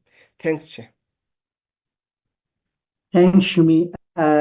Give you a bit of a break and then you can quickly come in, but keep it brief on the smart villages. Maybe we can take Ank to deal with the questions that were posed on the innovation. Thank you, DDG. I will start with the questions and comments from Honorable Ramungaro. The first question was about how do we make this contemporary. I would say that, for example, us bringing about the Bachelor of Indigenous Knowledge Systems up to PhD, and also having various science degrees that have IKS embedded in them. That's how we interface these ancient knowledge systems to contemporary sciences. And all this is happening within the students. But this is also the mandate of the Department of Science and Innovation, to bring these ancient knowledge systems within the system of innovation, national system of innovation. The second question was, how do we then link our work with other government policies? The policy is very clear. Let me say the act also in the beginning is very clear that various government departments are actually responsible for mainstreaming and interfacing IKS within their respective mandates. Us in the DSTI, our responsibility is to look into the science, or the indigenous sciences, if I may say, to look into how do we interface this within the national system of innovation, but also ensure that these indigenous sciences are seen in agriculture, are seen in medicines, are seen in rural development and industrialization. And indeed, we play a role in the various master plans. Yes, please. I think there's two questions that I think we didn't respond to. Can you? Shumi, can you? Okay, you can proceed. Okay, thank you. So we see the expression of the work that we do at DSTI in the Agricultural Master Plan, for example, in the Traditional Health Practitioners Act, and the work that our colleagues at the Department of Health do. So is rural development, and my colleague just mentioned the work that we do with the DTIC and the Department of Environment, Forestry and Fisheries. He also mentioned the issues of reachability. I would suggest that, if there are people who reach out to the members, our science communications or our ministry or even our website, these are the various places where we can be contacted. And our science communication, actually, they do have these various radio, TV campaigns where some of our work is showcased, and we also mention in those campaigns how various people that need us can reach us, including our entities, our various universities that are doing work on research, development, and innovation on IK, and the science councils as well. Then moving on to Honorable Matsoni. I think the concern on ownership of our products was well addressed by my colleague Shumi. But what we also do, as I showed through the Ubuntu-based bioinnovation model, is that the agreement phase, the various agreements that we as a department, the knowledge holders and the communities and the scientific sector that then will be brought in to assist these communities, that the agreements that we put in place is that everything should be owned or co-owned by the knowledge holders, and the communities from their knowledge in terms of the ideation to product development, the various types of products that the scientists and the communities will agree that we want a product like this, to the primary production in terms of the agricultural work that we do on the ground, to the product itself and commercialization. So the model that we elevate is that the knowledge holders and communities must be the owners of everything throughout. And they don't have to wait for royalties that may come years later, and some of these companies would have made billions. But you also had concerns, Honorable Mazoni, about some of the natural products that you see around, which wouldn't have gone through rigorous research or even through our South African Health Products Regulatory Authority processes. It is so in the meantime because the Act and the regulations that deal with the regulations of these products, especially what are known as complementary and alternative medicines. If I may define this, the complementary and alternative medicines, this in our context will be your traditional medicines, not African medicines. This will be your Unani, meaning the Arabic medicine, or Ayurveda, or Siddha, the Indian medicines, or Zhongyi, the Chinese medicines, homeopathy, the Germanic medicines. Currently, there has been a pushback on the regulations that regulate these types of medicines. However, SAPRA is working on that they be a more rigorous process before these things are registered and are put on the shelves or within our clinics and hospitals. We are in the process, as I said, of working on the Health Act and also the regulations, and we'll be going public in terms of the consultations for strictly for African natural medicines, because African natural medicines were never regulated in this country, because the practice and the medicines were regulated under the Witchcraft Act. So meaning essentially the medicines were outlawed, or they are still outlawed because there are no regulations.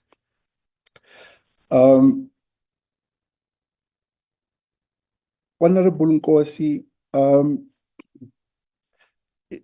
our work is called Indigenous Knowledge Based. So therefore, the processes that our colleagues do on the biocultural community protocols, these are the protocols that guide how we do the work. And including just the basic principles of Ubuntu that the scientific community must embrace when they work with the knowledge holders and the communities. So those sensitivities are taken into place, and also the knowledge that there are simply things that are secret and sacred that cannot be brought into the science sector unless if the knowledge holders and the communities themselves volunteer that those things be brought within the research space. Now,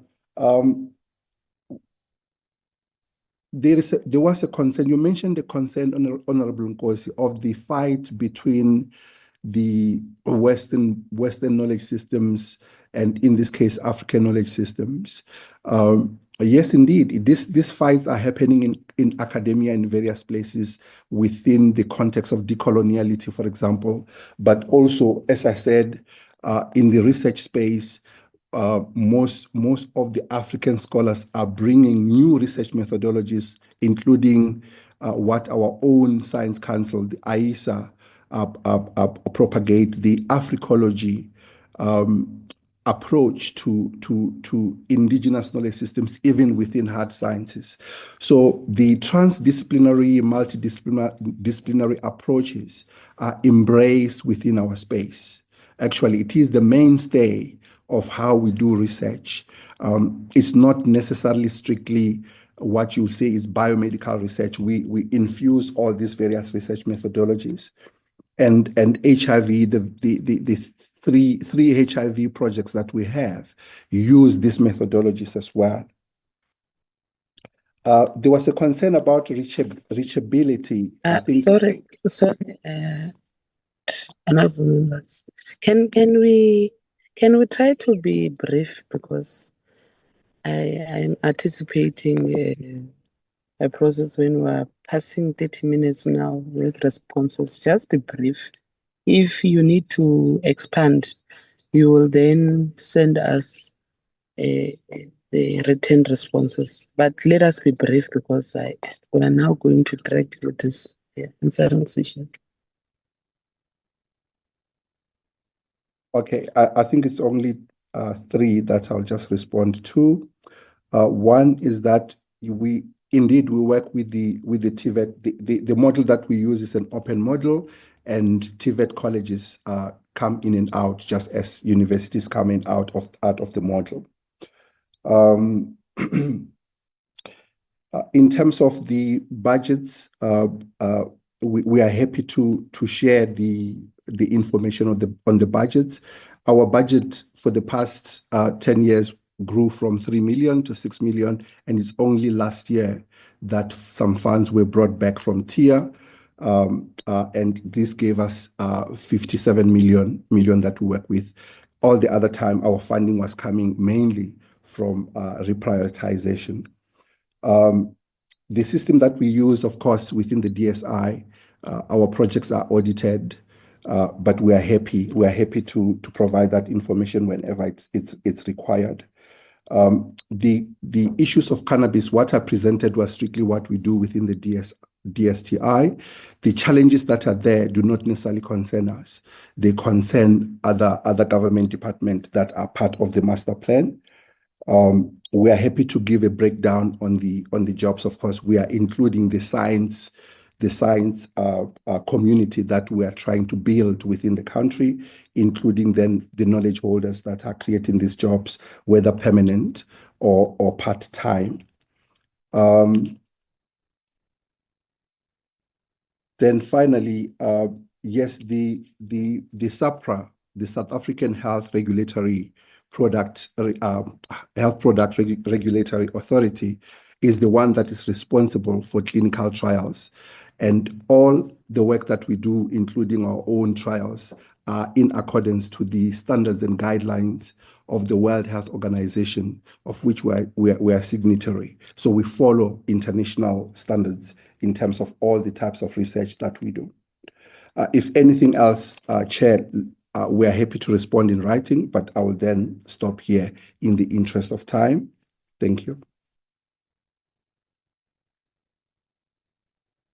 Okay, Shumi, last word from you, and I think there was just 1 or 2 questions around smart villages. Thanks, DDG. Maybe, yeah, for the smart village, we are also happy to make available the reports of the community engagements. But in terms of the land acquisition, we were given a certificate to occupy by the Department of Land Affairs, and there was an exemption because we are a government department. Secondly, that piece of land is not for business; it is for a community-related program that is meant to assist the communities. Community resolutions in terms of how we are doing what we are doing, that also is available. It will be made available to the committee. But through you, DDG, can I request that Wiseman respond to the issue of the registration of practitioners, which was requested by the community. From my side, the Smart Village information will be made available. Thank you. Perfect. Thanks, Wiseman. You can come in. Thank you, Honorable Chair, and thank you, Chairperson. Just 2 things. One, the question around the monetary, or whether there'll be any application fee that has to do with practitioners would want to take part in the process.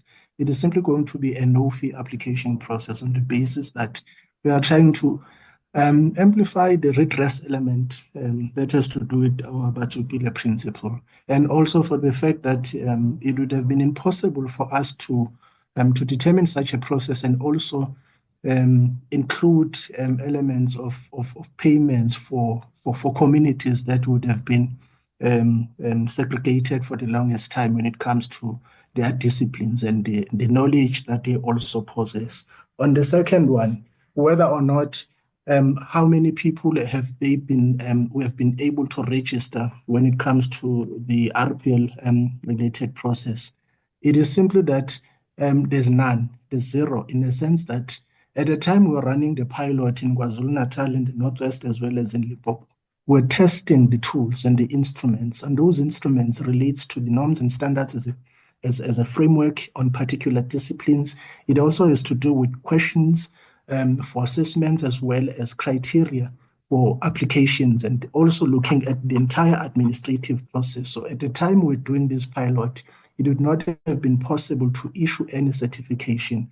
Also on the basis of the legal advice that on the basis that the legislation is still in process, so we are not at liberty to hand over any certification process at that time.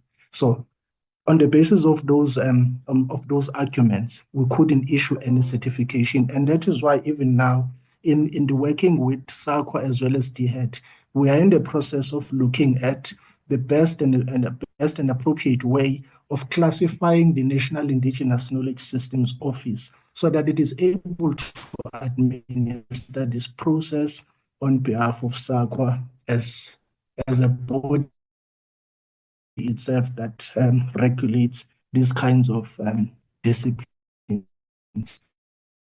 So in that way, we haven't issued any certificate for such a process to be administered at this time. With regulations themselves, would then be able to administer the process through NICSO. Thank you. Thanks, Wiseman. Okay, acting DG and chair. That's I think I've looked at most of the questions and I think they've all been resolved. Thanks. Thank you, Imran, and thank you, Chair. Back to you.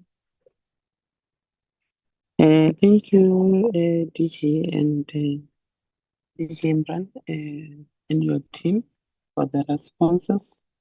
I think one should say that we Recording stopped. are happy with the progress that has been made by the department on indigenous knowledge systems, and then because the aim in the beginning was to, when we requested for this presentation, was for us to be satisfied that there are plans to include a general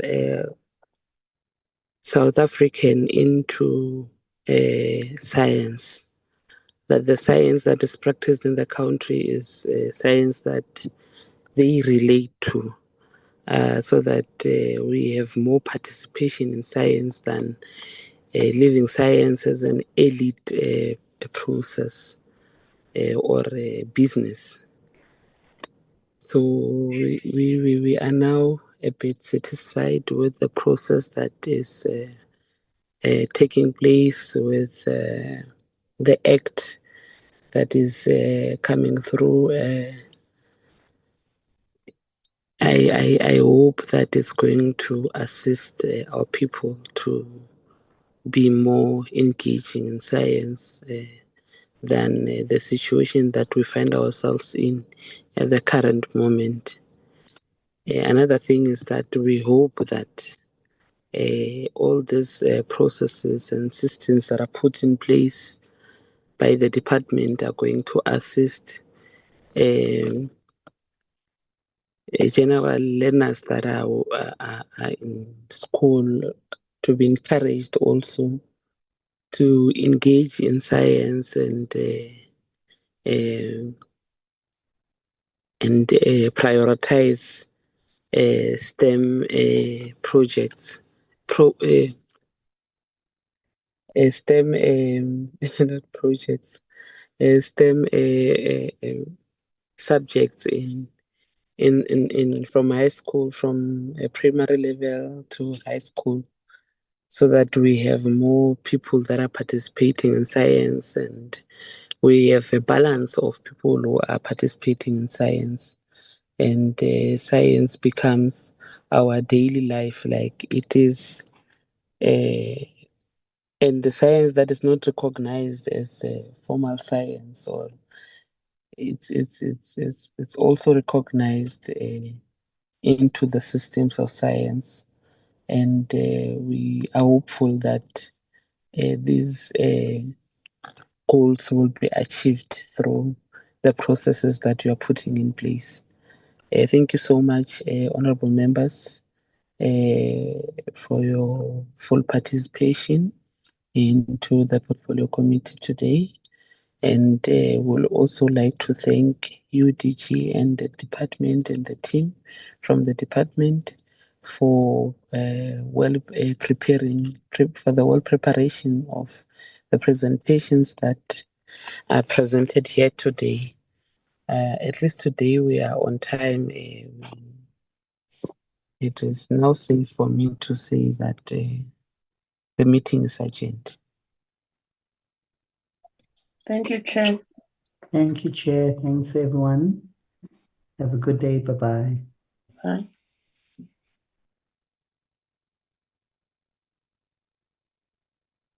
Okay, can we have, oh, everybody's gone already. Shanas? I thought we could just have maybe 2 minutes to speak about the program. Oh, yes. Otherwise, I'll put it in the group. Members. No, I don't think portfolio committee members are gone. You can just talk to some of the members in the group.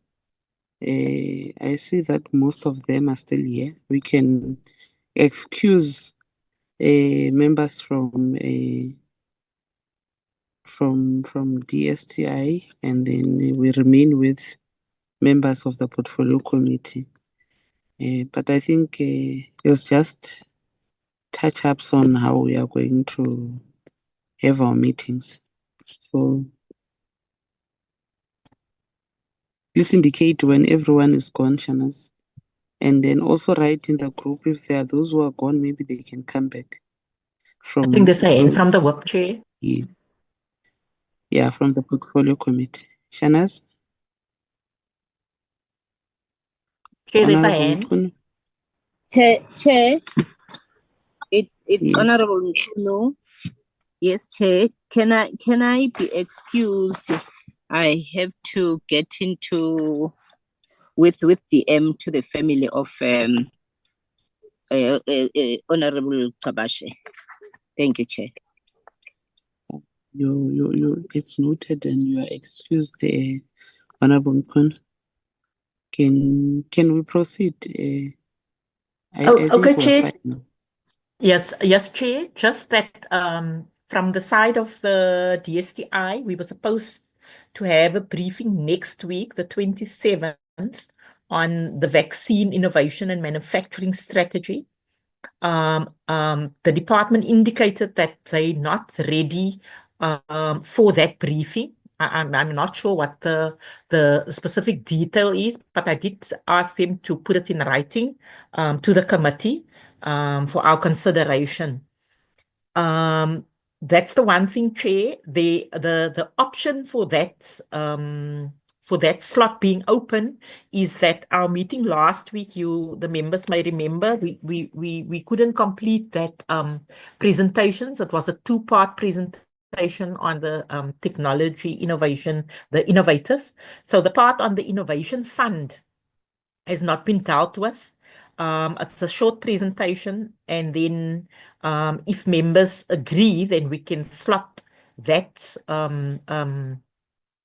presentation in there from the DSTI and TIA, and then maybe put in committee business, considering some of the minutes and reports that we need to adopt. That's then for the 27th of May.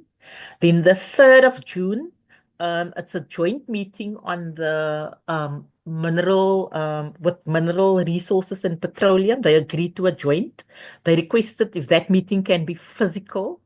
So the meeting of next week will still be virtual, if that's okay, because it's such a short meeting. It shouldn't be a long one. So that one can be virtual, but then the 3rd of June meeting, they agreed to that meeting, but they feel that we should maybe have it physical. Of course, if there's a venue big enough to accommodate us in Parliament, that is the 3rd of June, Chair. Then the 10th of June, we kept that slot open because the Committee on Digital Communication and Digital Technologies had asked to have a joint, but I think with the changes to everybody's program when the budget didn't work the way we had wanted it to in terms of programming, so their program changed, so they're not going to have that meeting, that update meeting on that space matter that we had done jointly with them. So that slot is open, or it came open with the option then of slotting in the DSTI work around the district development model, taking it down to local government. There's that topic that we could cover in that slot, Chair. So I'm putting it to members, and then we can decide whether we want that to be physical or virtual. It's neither here nor there. We have a venue, I think, but we can change that one to virtual also. So the changes are the 27th, the 3rd, and the 10th. It's the next 3 meetings. Oh, not changes. The 3rd is just a confirmation. And the 3rd, they just want us to meet physical. Next week is virtual, if we can supplement vaccine innovation with the Innovation Fund and some minutes. Thank you, Chair. Thank you, Shanice. There was a session I had with CSIR. They were indicating that they can come and make a presentation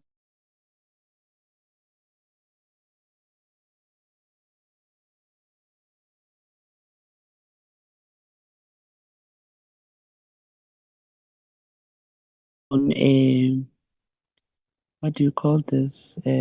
On, you will help me, honorable members, on the correct term, on this.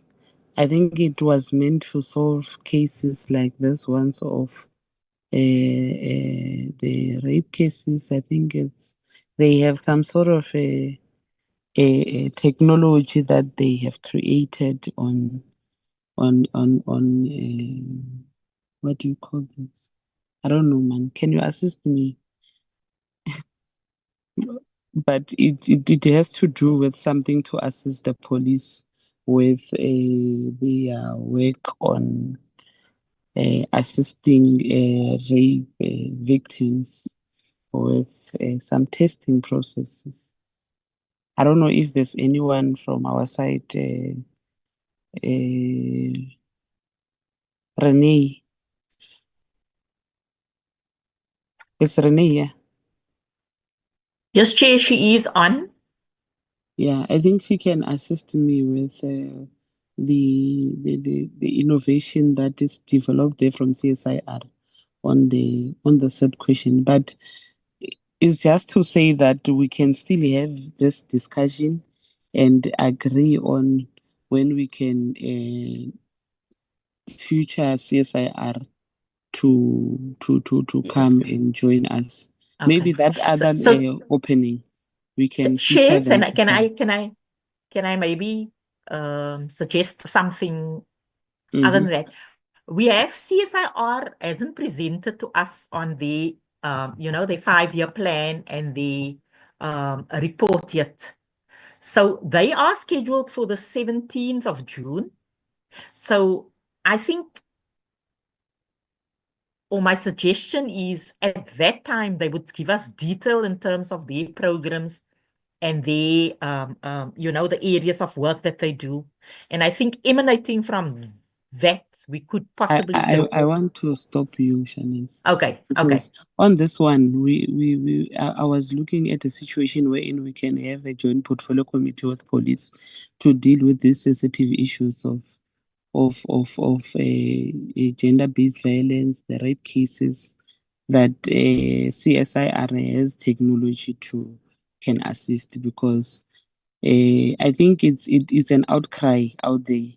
I think they raised this as an issue, as an indication that there's an outcry and they can actually assist on the matter. So that is why I'm raising it. I'm raising it as a special point, and it requires a special day where we can deal with all these things at once.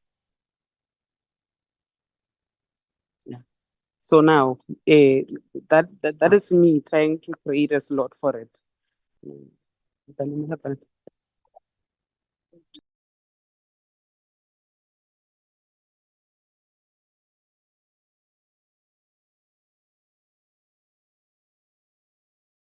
Renee, is there, Renee?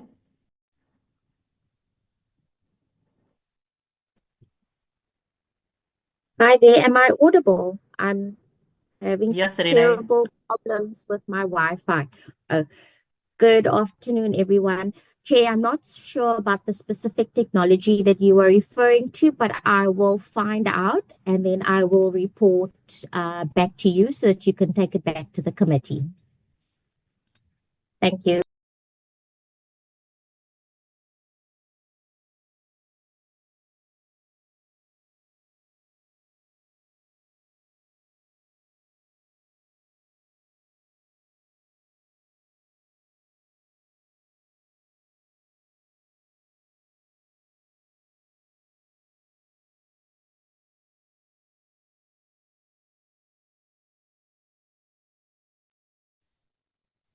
Chair?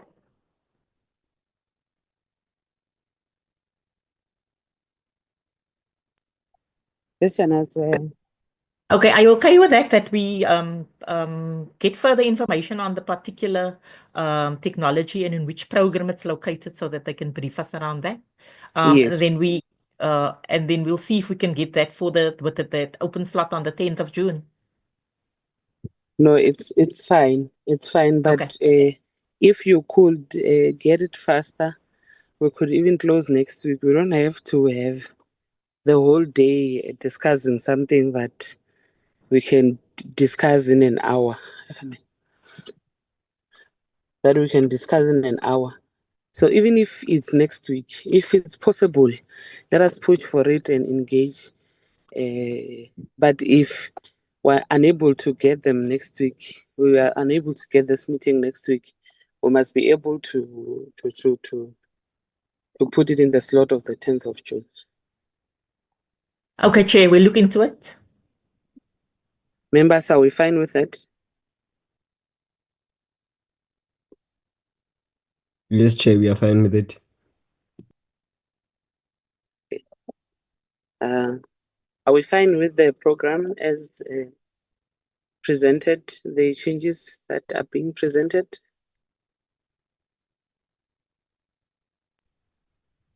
I also just put it in the group and then. Turn right onto Church Street. I did not get that.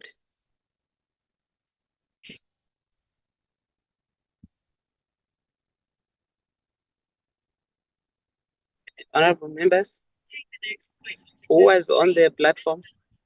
It's Honorable Ramongalo. I do not have a problem with the changes, Chair. Okay. No. I guess we are all agreeing. It's fine. If there's nothing, Shanaz, we can close the meeting, right? Okay, yes. Thank you. All right. Thank you so much, honorable members, for staying behind. Let us meet next week in the portfolio committee meeting. Thank you. Have a great day and week ahead. Thank you, Chair.